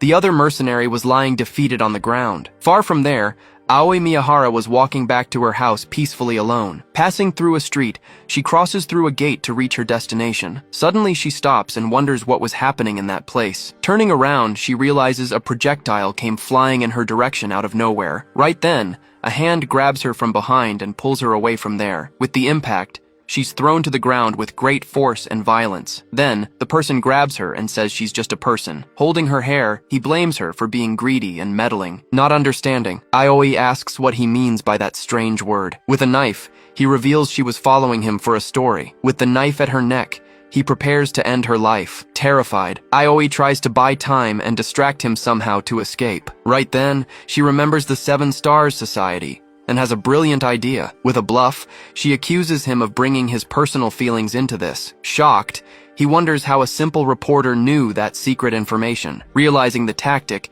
he prepares to attack her without falling for her talk. Suddenly, he stops and realizes his body won't move anymore. Paralyzed, he wonders if this was Ken Yanagimamoto's special ability. Being watched, he feels a crushing pressure coming from a giant golden eye. In his mind, he feels his eye being pierced by an invisible force. Screaming, he says he thought there would be no countermeasure for this power. Then, he releases his energy and manages to free himself from the paralysis. With the impact, Aoi is thrown far away by the force of the energy released. At that moment, Ken appears from behind and catches her before she falls. With gleaming eyes, he prepares to fight his opponent now. Advancing at high speed, he runs toward Ken to attack him directly. The two clash in a strike that creates a huge shockwave. Right then, Ken stares at him and asks why he's so pale now. Then, he warns him that he's going to put him to sleep next to his mother. Hearing the threat, his eye reveals all his contained fury. Controlling his anger, Scavenger clenches his fist hard,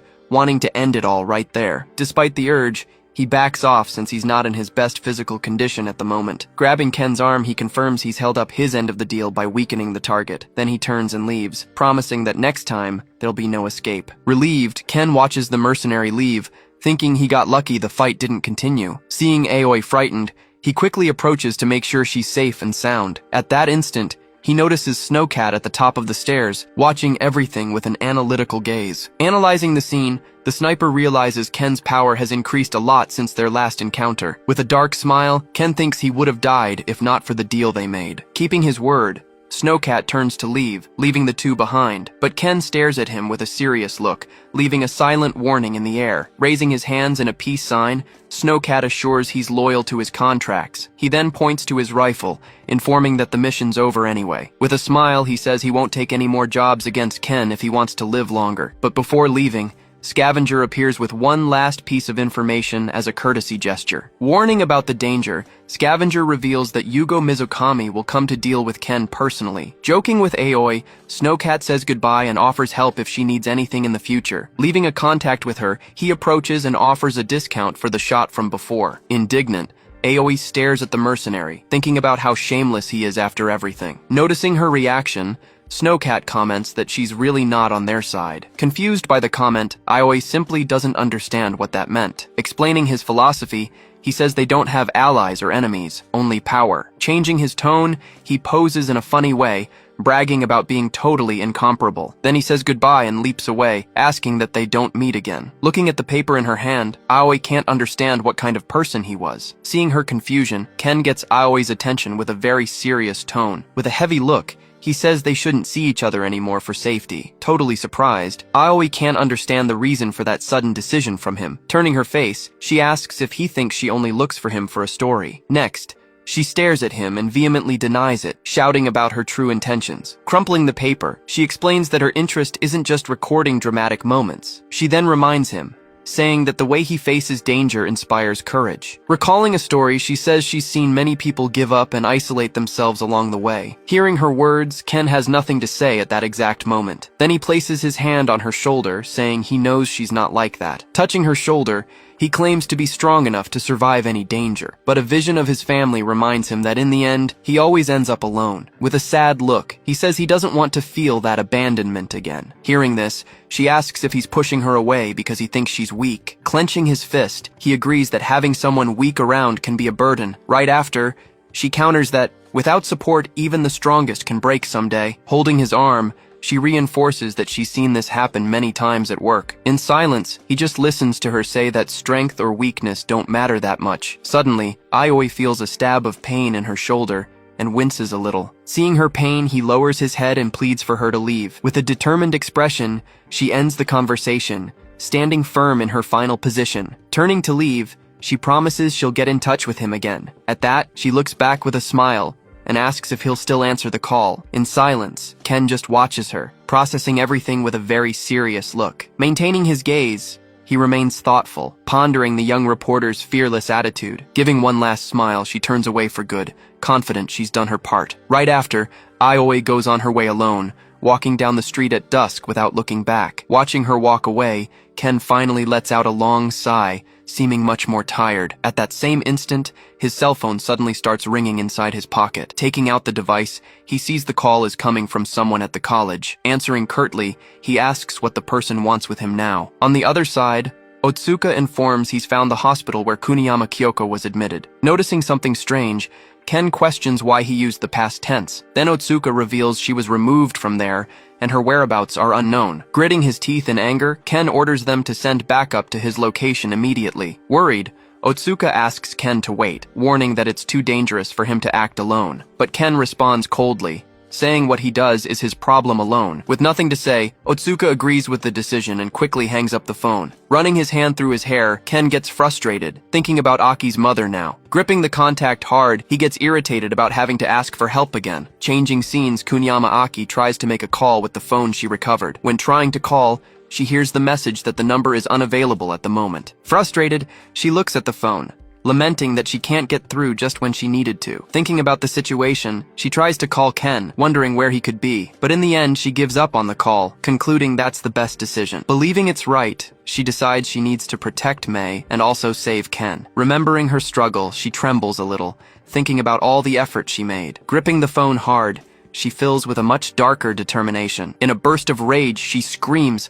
questioning the usefulness of those who don't help her. At that exact moment, the doorknob starts to turn, indicating a visitor. Hearing the noise, Aki turns around startled, looking toward the bedroom door. With a violent kick, the door is broken down and flies into the room. Right after, a man's body is thrown forcefully against the floor. Looking at the fallen man, Aki immediately recognizes him as Yugo Mizukami. Then he raises his face with a look of pure rage and stares at her. Screaming in pain, Aki is thrown violently to the ground by a brutal strike. Looking down at her, Yugo accuses her of secretly leaking information to the Yanagamoto. With rage, he grabs her hair forcefully, yanking her head back. Even in pain, she screams back that his accusations are just speculation. Hearing her response, he falls silent for a moment, processing everything. Then he lands a hard blow to her face, snapping her head to the side. Adjusting his collar, he complains about all the work he put in to rebuild the organization. Sitting on the couch, he continues, saying he got here by trusting only his instincts. Before her,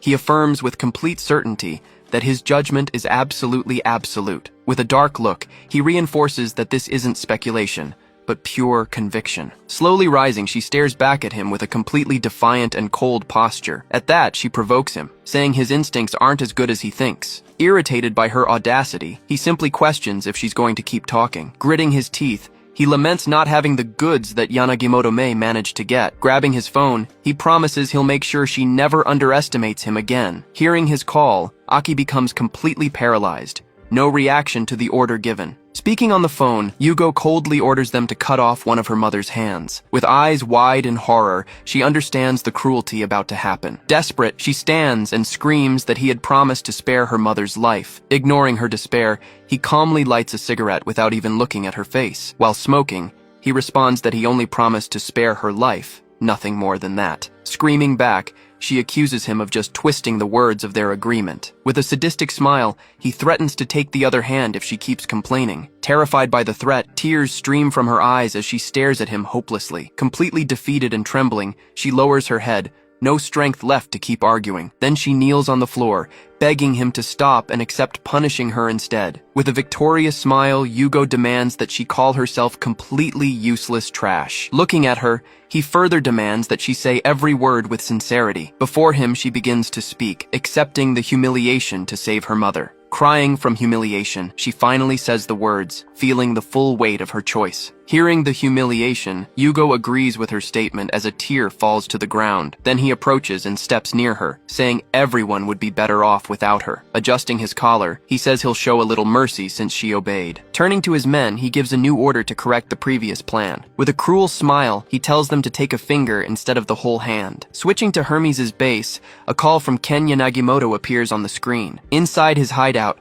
the hooded informant notices the call received on his system. Answering the call, he projects a hologram of Ken and asks what he wants. On the other end, Ken asks if he remembers the woman he mentioned before. With a smile, Hermes confirms and asks Ken to find Kuniyama Aki's mother. Mentioning Ken's power, he gets excited and asks what the payment will be this time. Then Ken simply promises a reward worthy of the work if he can get the location. Leaning forward, Hermes asks for a promise, warning not to try to trick him again. Guaranteeing his word, Ken makes Hermes start the search immediately on his holographic map. Shortly after, Ken's phone vibrates, indicating a new message has arrived. Looking at the message on his phone, Ken confirms that her location is very close. Then, with a determined look, he promises to settle everything with Mizukami once and for all. Switching to the location, the scene shows a completely abandoned and very suspicious industrial area. Guarding the entrance, two armed thugs stay on alert, preventing anyone from passing. Inside, a man begs for help,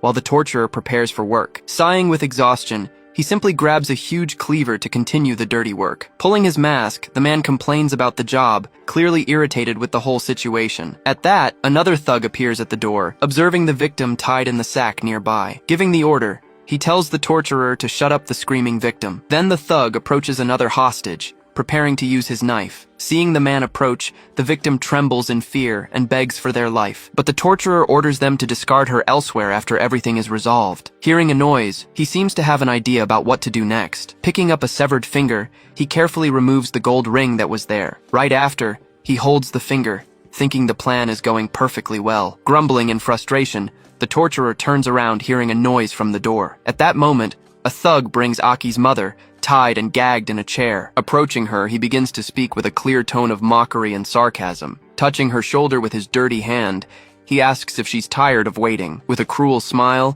he promises everything will be very quick if she stays quiet. Terrified by the threat, she begins to tremble and struggle in the chair. Grabbing her hair forcefully, he immobilizes her to continue with his work, but he releases her, commenting that she was lucky not to have the same fate. Hearing that, her terror increases, imagining what happened to the other prisoners. Feigning confusion, he wonders which body part he should start cutting now. At that, the thug interrupts him, informing that the order was to take just one finger. Complaining about the order, he slams the cleaver near her hand, finding the punishment light. Looking at her, he says her daughter just saved her life, but he adds that losing a finger wouldn't be the end of the world for her. Then he raises the dirty cleaver, preparing to deliver the final and precise blow. With a sadistic smile, he asks her to stay still and lands the precise strike. At a formal dinner, Kronos calmly brings a piece of meat to his mouth. Wiping his mouth, he informs that Uetsu said he would take care of Yamamoto personally. At that, Zeus confirms he seems to have found a way to finally defeat him. Kronos then comments that the man is good at what he does, but a troublemaker. Hearing this, Zeus asks if Yamamoto is really as dangerous as everyone says. Tapping his knife on the table,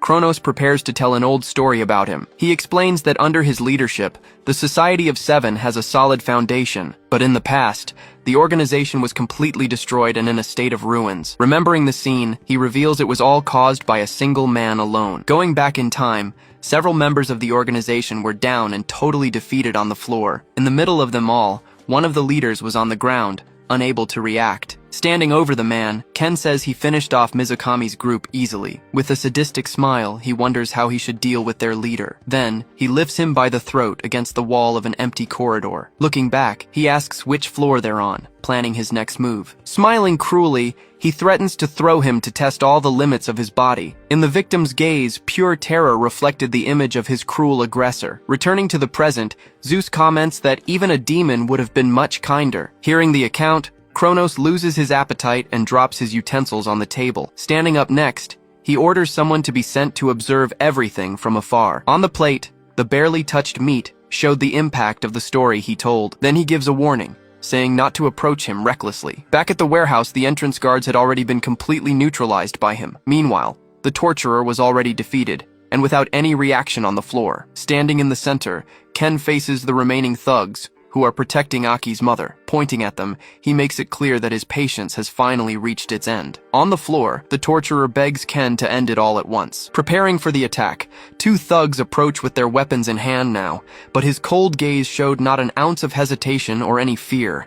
Scared by his presence, the men just stare, protecting the hostage in the chair. Taking the initiative, one of the thugs advances with a knife to attack first, but Ken dodges and blocks the strike using a baton he grabbed from the floor. With a quick movement, he grabs and breaks the man's wrist without hesitating. The force of the impact ends up breaking the baton in two pieces in his hand. Taking the chance, he grabs the knife from the fallen thug to continue the fight. Then he uses the weapon to hit the next enemy with a precise strike. Seeing the scene, the other man turns around scared, not understanding his speed. In an instant, Ken finishes the second thug with a quick and totally lethal movement. Right after, he drops the man's lifeless body on the warehouse floor. In a short time, the other men are defeated and lie scattered around the place. In desperation, the torturer yells for an armed thug to drop the weapon immediately. With only a few remaining, they prepare as one of them draws a new weapon. Ignoring the warning, the man points the gun in his direction with great anger. But suddenly, he realizes the target has disappeared from his sight completely. Appearing behind him,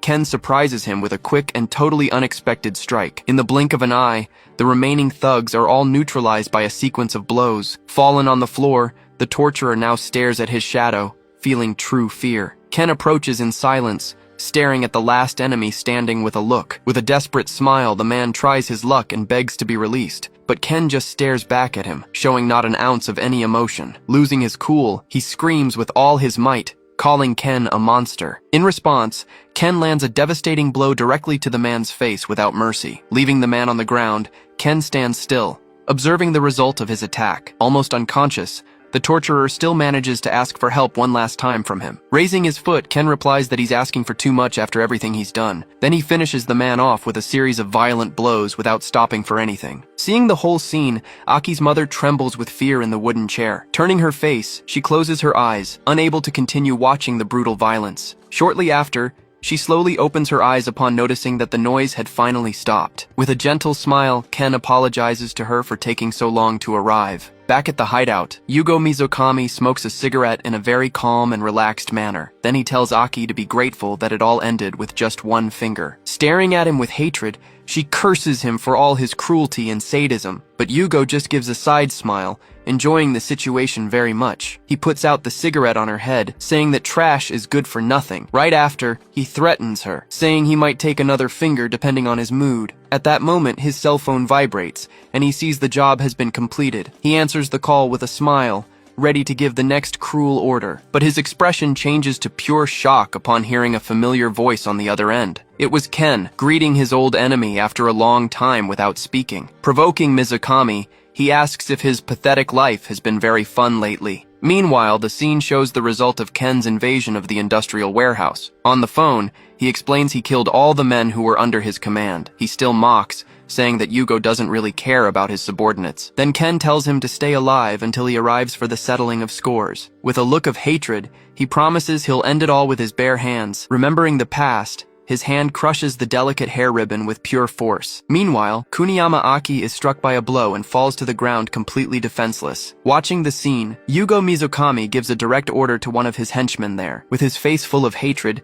he tells them to use everything they had stored in the factory. Turning to his subordinate, he orders them to prepare the masks because they're leaving soon. Hearing the order, the henchman is terrified by the terrible mission he just received, but Yugo just stares at him with a deadly look, questioning if he has any problem. Without hesitation, the man says he'll notify everyone immediately about the new plan. Then, he also orders his men to take Kuniyama Aki along with them there. Hearing her fate, her face fills with dread knowing what will happen. Switching to a warehouse, the scene shows the place where another woman is being held. Inside, Ken Yanagamoto finally finds her and begins untying her hands in a hurry. With his face injured, he asks if she's hurt after all this time imprisoned. Ignoring the question, the woman grabs his bloodied hand with great force and desperation. Then she looks at him and begs him to save young Aki too. Hearing the desperate plea, Ken falls silent for a brief and tense moment. Then, he holds her hands more firmly, interlacing his fingers securely. With a gentle smile, he asks her not to worry, because he'll fix everything. Soon after, he helps her stand up and guides her out of the room. As they walk, He reflects on the choice between his revenge and rescuing Aki. Switching to the factory, he wonders which of the two paths he should really follow forward. At the same instant, Yugo's henchman panics upon realizing the terrible situation. Then, another team member arrives and confronts the completely desperate man who's there. Confused by the arrival, he stops shouting and looks up without understanding anything. But the other man points to some barrels, questioning if they know what's inside. With a frightening smile, he warns that the enemies are already coming here. Hearing this, the henchman steps back, becoming completely paralyzed by pure fear. Feeling cornered, he slams the table and accepts that everything is finally over for him. Cutting to the outside, Ken walks through the courtyard full of fallen bodies. Even injured, he advances and confirms that he's already dealt with the weaker enemies of the place. With a determined look, he now just needs to wait for the boss to finally show his face. Suddenly, a loud noise echoes through the warehouse, completely drawing his attention there. Carefully, he peeks through a crack in the door to see what's happening. Observing the place, he notices a strange smoke spreading through the air rapidly. At the same instant, Ken is hit by a surprise blow coming from his back. Looking to the side, the mysterious smoke begins pouring out of one of the barrels there. Fallen on the ground, he realizes the place looks like an illegal drug factory. Amid the smoke, he spots a strange silhouette approaching in the dark corridor. Suddenly, one of the henchmen advances in his direction with superhuman speed. The man tries to hit him with a blow, but Ken reacts in time to defend himself. With a quick movement, he manages to grab the enemy's arm and stop the attack. Taking advantage of the moment, Ken throws him over his shoulder with great force to the ground. But even with the enemy down, he wonders what the hell is happening now. Then, the henchman gets up with an insane smile and red eyes glowing intensely. Seeing that, Ken realizes they injected an unstable nectar into their own body. With his body transforming, the henchman shows his new claws for combat. On the ground, tools and drugs reveal the illegal activities that happened in the abandoned place. Screaming with fury,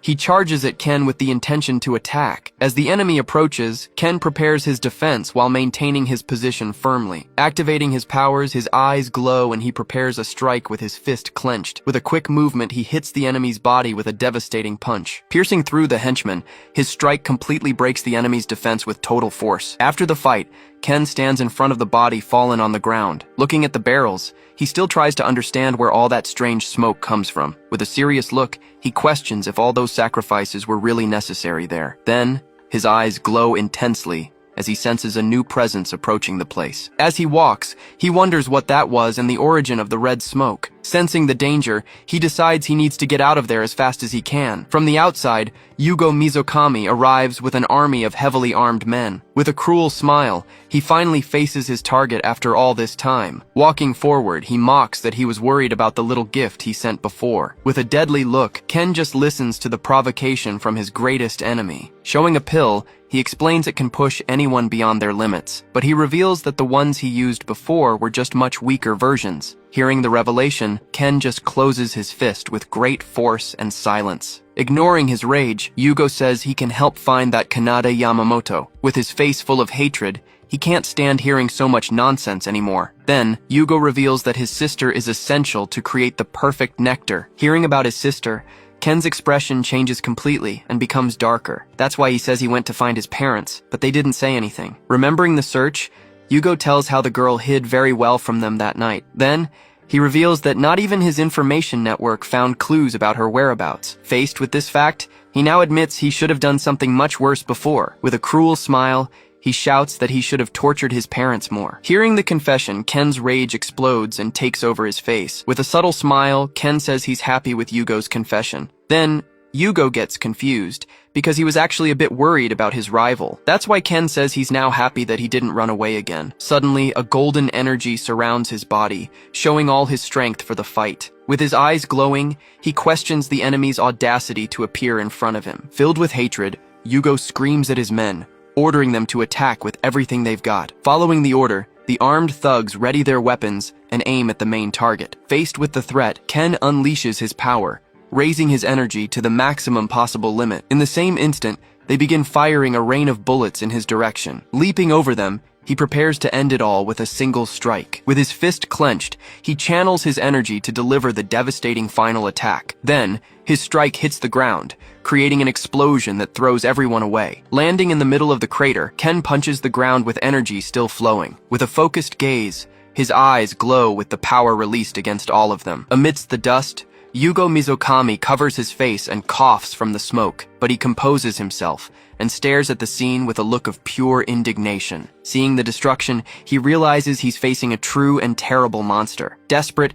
Yugo gives a new order, commanding his men to use the secret plan immediately. Despite the victory, Ken notices that his power isn't at the level it should be. Obeying their boss, the remaining thugs quickly put on their gas masks to continue. Watching the men, he wonders if they're the cause of his weakness. Then, a red smoke begins to spread across the ground around his energy. Noticing the smoke, he covers his face and understands what's happening. Mocking the situation, Yugo says he wasn't prepared to face a monster. Then he points a gun and orders Yanagimoto to die once and for all. Staring at the weapon, he wonders if it fires some kind of special bullet. Right after, Yugo fires a barrage of projectiles in his direction without hesitation. Dodging the shots, Ken moves quickly to escape the rain of projectiles. Hit by a graze, he's surprised by the force of such a common bullet. Needing shelter, he runs behind the rubble to protect himself from the shots.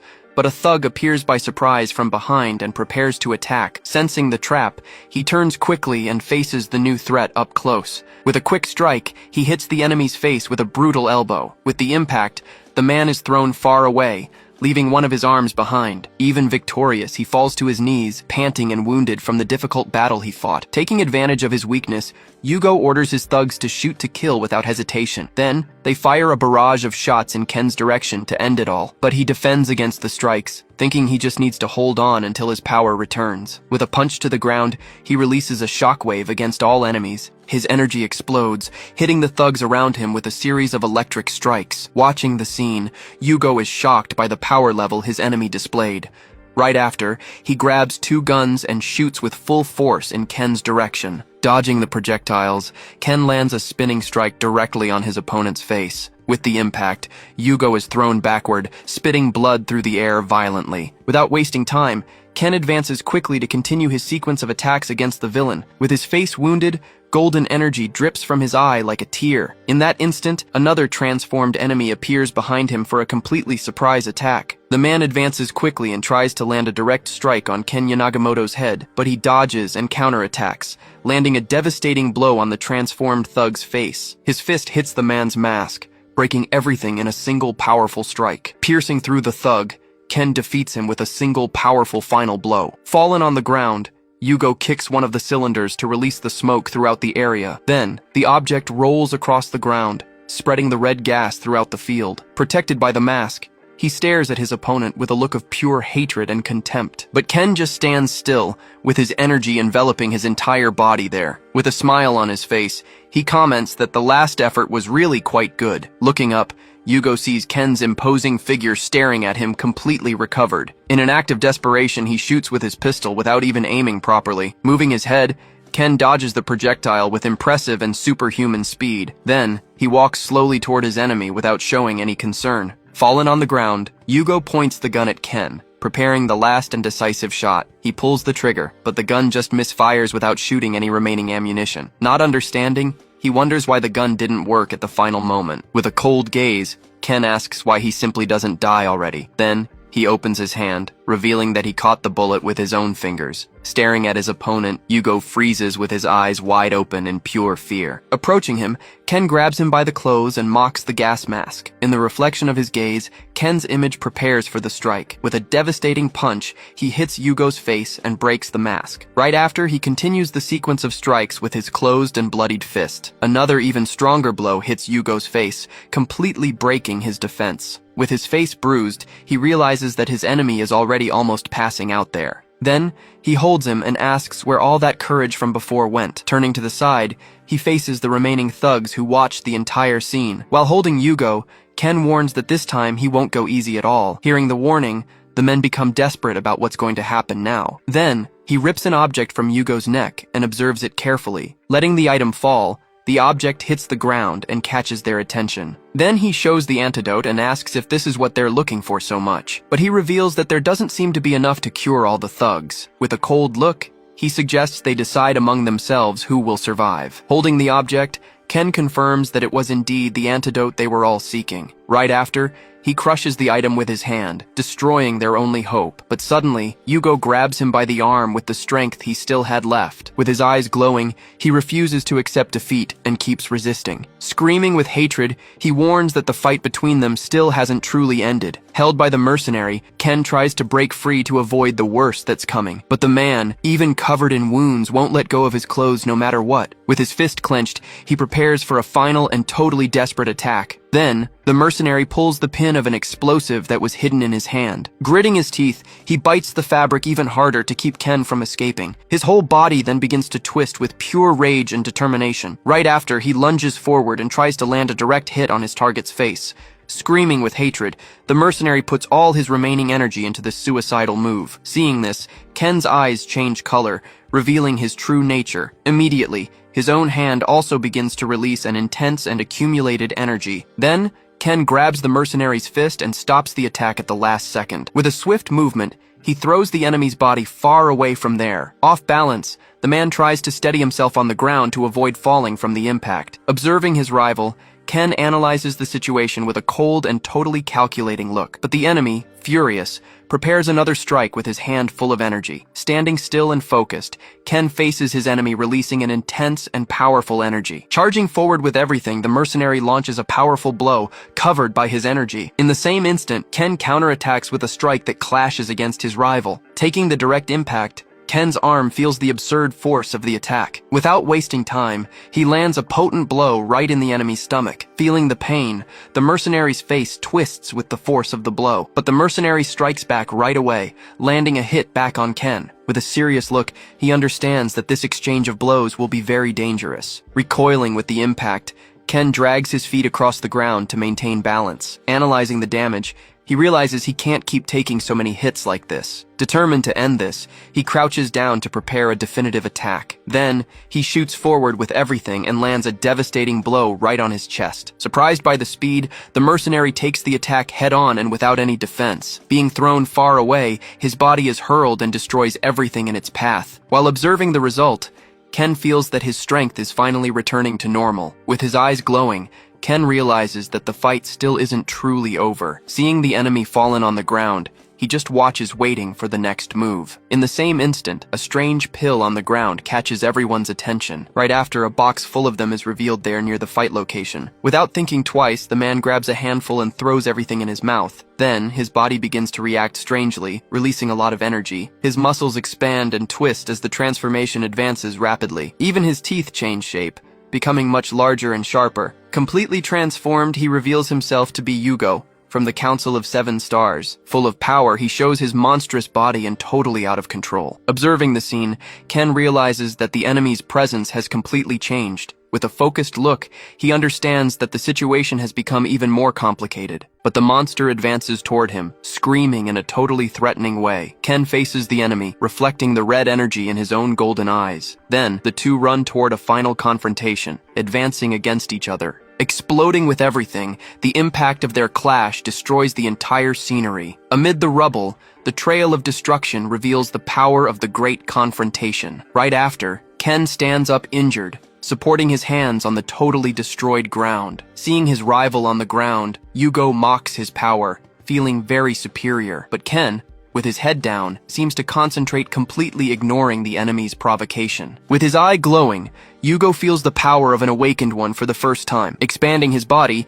he feels that now everyone seems like insignificant insects to him. Then, with a cruel smile, he decides that it's Ken's turn to become one. In the same instant, Ken's hand moves slowly amid the dust. Lifting his body, he admits that last blow really hurt a bit. Then, Yugo questions if he's going to keep lying to himself about his chances. Wiping his face, Ken realizes that his power seems to be being restricted by something. Then, with a confident smile, he reveals that he was never a level 3 user. Receiving the revelation, Yugo reacts with pure rage, not understanding the situation right. Totally confused, the monster is left without reaction, realizing what just happened. Holding the enemy's arm, Ken begins to disintegrate his body with his energy. With a determined look, he prepares to finish the confrontation once and for all. Screaming in pain, Yugo falls to his knees on the ground, unable to withstand the power. Remembering the promise, he faces his rival with hatred for being defeated. Gritting his teeth, he refuses to accept that this will be his end. Gathering his forces, He tries to stand up to continue the fight at all costs. Then he screams that a man like him would never end in this place. Then his body begins to heal from the wounds with an absurd speed. Noticing the regeneration, Ken analyzes the enemy's new power with great attention. Right after, the monster advances with everything on top of him in a direct attack. But suddenly, a new enemy appears and attacks Ken with a staff. Seeing the scene, the newcomer is left totally without reaction at what he sees. Retreating quickly, he moves away to prepare a new strike against the target. Next, the man attacks from above with his staff aiming directly at the head. But Yugo releases an energy attack, creating a vortex that sucks everything in. Analyzing the enemy's ability, Ken prepares to use a new power. Right after, the monster advances with everything on top of him in a powerful attack. With a downward blow, he hits the ground and causes a huge explosion, but Ken manages to defend himself from the impact, holding the great enemy's body. Then, he begins to push the monster away, using all his strength. Facing his rival, he warns that the enemy himself started this whole fight. Bringing his hands together, he begins to release an extremely strong and bright energy. With his face covered by an intense energy, he prepares the final blow. In this instant, his body explodes in energy, releasing an immense power against the enemy. Being caught by surprise, the monster faces the glare with an expression of shock.